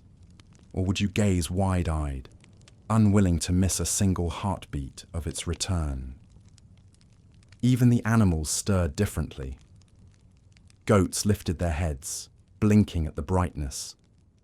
Dogs ran through the snow with renewed vigor, their paws sending up sprays of glittering powder. The horses stamped and tossed their heads, their coats shining faintly in the light. Though they felt no true warmth, the brightness itself seemed to awaken something deep within them, a memory of past summers, an instinctive knowledge that the long dark would end. The sun lingered only briefly. Within a short while, it sank again, swallowed once more by the horizon. But its memory remained, glowing in every heart. The people carried that memory through the hours of darkness that followed, holding on to it like a coal hidden in ash, waiting to flare again. As days passed, the sun returned more often, rising a little higher, lingering a little longer. Each appearance was noted, each sliver of light celebrated. Families marked the moments with small songs, with laughter, with quiet gratitude whispered around the hearth. The rhythm of the hall changed subtly, less heavy, less burdened, buoyed by the knowledge that winter's grip was loosening. The elders reminded the young that this turning of light was part of a cycle, as certain as the tide and the seasons. Just as night yields to morning, so too does winter yield to spring, one grandmother said softly. The sun may be pale now, but it grows stronger each day. Remember this, when the dark feels endless, that light always returns. Work, too, was touched by the change. Tasks once done heavily, shoulders bent, were now accompanied by a lighter spirit. Looms clacked steadily, knives carved wood with renewed purpose. Ropes were twisted with a rhythm that seemed quicker. Children played more freely, their laughter ringing louder through the halls. Even meals seemed brighter, shared with more cheer, the taste of hope mingling with the flavour of broth. The pale sun also called forth rituals. Offerings were placed upon windowsills or carried outside. A crust of bread, a splash of mead, a whispered prayer. These gestures were simple, but they carried deep meaning. They acknowledged the return of light as a gift, not something to be taken for granted. Some families lit small fires outside their doors, letting the smoke rise into the clear air as a signal of thanks, as if to greet the sun personally. At night, when darkness returned, the memory of the sun lingered. Children whispered about it as they curled into furs, their voices full of wonder. Adults spoke quietly, reflecting on how close they had come to despair and how quickly one glimpse of light had lifted their hearts. The fire still burned, the walls still groaned, the cold still pressed close, but within, spirits had shifted. The long winter was not yet over. Snow still lay thick, storms still swept through, ice still groaned on the fjord. But each day, the pale sun rose higher, a little stronger, a little brighter, and with it rose the hearts of the people, who now carried not only endurance, but expectation.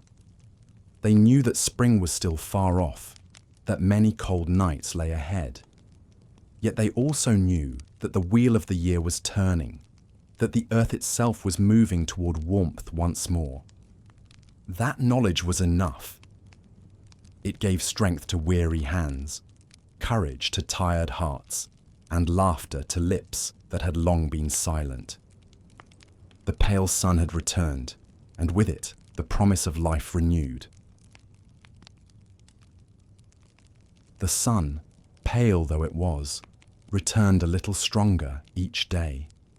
Its rays stretched longer across the horizon, glimmering faintly on snow that no longer seemed eternal but temporary. The cold still clung fiercely, but something in the air had shifted. The people could feel it, subtle and undeniable. The turning of the season, the whisper of spring hidden beneath the snow. At first, the signs were small. A drip of water from an icicle, steady and rhythmic, tapping softly against wood. A patch of dark earth revealed where snow had melted near the warmth of a wall. The smell of the air, still sharp, carried with it a faint sweetness, as though promising green things to come. The ravens, too, seemed louder, their calls echoing across the fjord with renewed vigour, as if they knew change was near. Children noticed first. They pointed at the drops of water, at the small patches of soil, at the longer glow of daylight. Their laughter rang brighter, their games carried more energy, their eyes turned more often to the horizon, as if expecting to see fields of green return overnight. Their parents smiled at their eagerness, but reminded them gently that winter does not leave in a single day. Patience, they said. The earth wakes slowly, as do we all. Inside the longhouses, life began to adjust once more. The storerooms, once filled with abundance, were lighter now. Barrels stood half empty, nets neatly mended, tools sharpened and ready. The months of darkness had been endured, and though hunger had visited, it had not conquered. Families looked to their stores, measured what remained, and knew it would be enough to carry them until the earth offered its gifts again. Seeds were taken from baskets, held in careful hands. Small pouches of barley, rye and flax, kept safe through the cold, were inspected, whispered over, treasured. They were not yet planted, but their presence carried hope. Each seed was a promise, a future harvest sleeping in its shell, waiting for the soil to soften and the sun to warm. Parents showed them to children, teaching them to honor these small treasures, for from them life itself would return. The snow still lay deep across the valley, but it no longer seemed lifeless. Beneath it, roots stirred. Streams, frozen silent, began to murmur faintly beneath their icy cover. The forest, once hushed, now carried occasional rustles as small creatures emerged from burrows to sniff the air. The world was waking, slowly, gently, in rhythms older than memory. Can you imagine standing there, the snow still bright and cold underfoot, yet knowing that beneath it, the earth is alive, preparing for green? Would you feel impatience, longing for warmth, or would you feel peace, trusting that the cycle always turns, that life waits patiently just out of sight? The people felt both. They yearned for spring, the planting, the hunts, the open waters of the fjord. Yet they also felt gratitude, deep and quiet, for the winter that had been endured.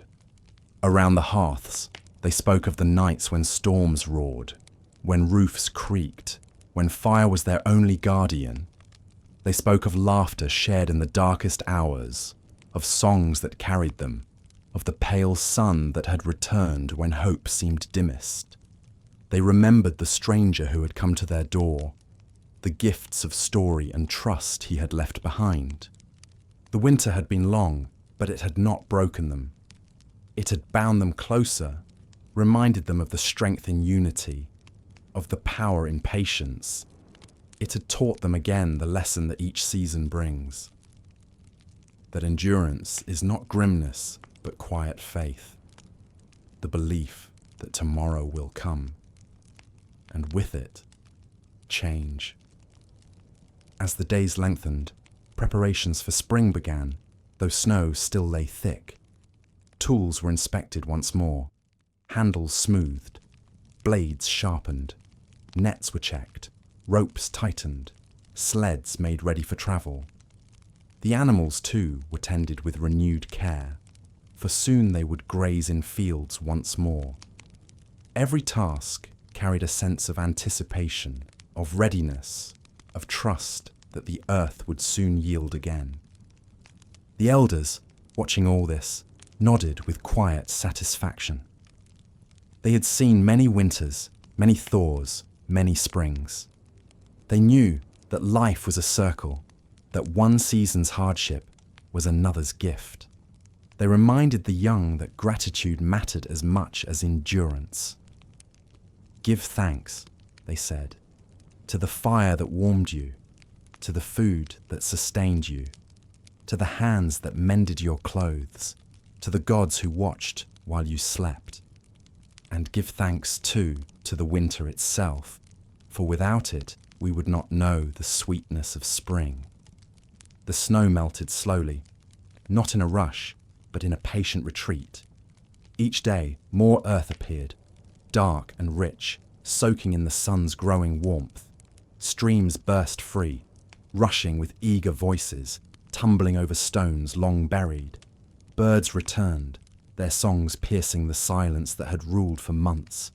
The air, once sharp with frost, now carried the scent of thaw, of soil, of life renewed. And so, spring emerged, not suddenly, but inevitably. The people stepped out from their longhouses, blinking in the brighter light, their feet pressing into damp earth instead of frozen crust. Children ran ahead, laughing, their voices mingling with birdsong. Adults lifted their faces to the sky, breathing deeply, filling their lungs with the new air.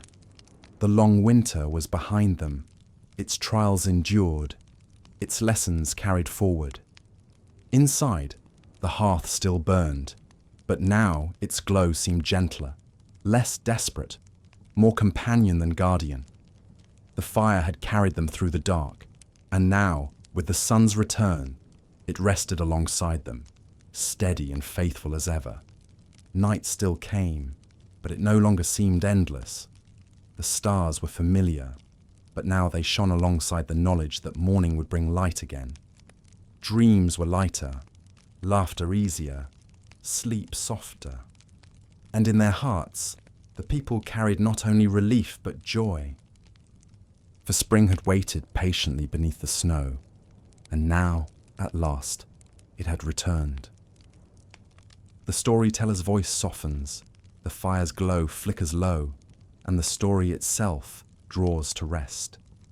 The Vikings, who endured through storms and silence, who listened to the whispers of snow, who welcomed strangers, who trusted in the pale sun, now stand in spring's embrace once more. And so, dear listener, may you too feel that same peace. May you know that even in long nights, warmth endures. May you carry the quiet strength of those who came before and rest in the certainty that light always returns. Sleep now, as the fire fades, as the snow melts, as the seeds stir. Sleep and dream of spring beneath the snow.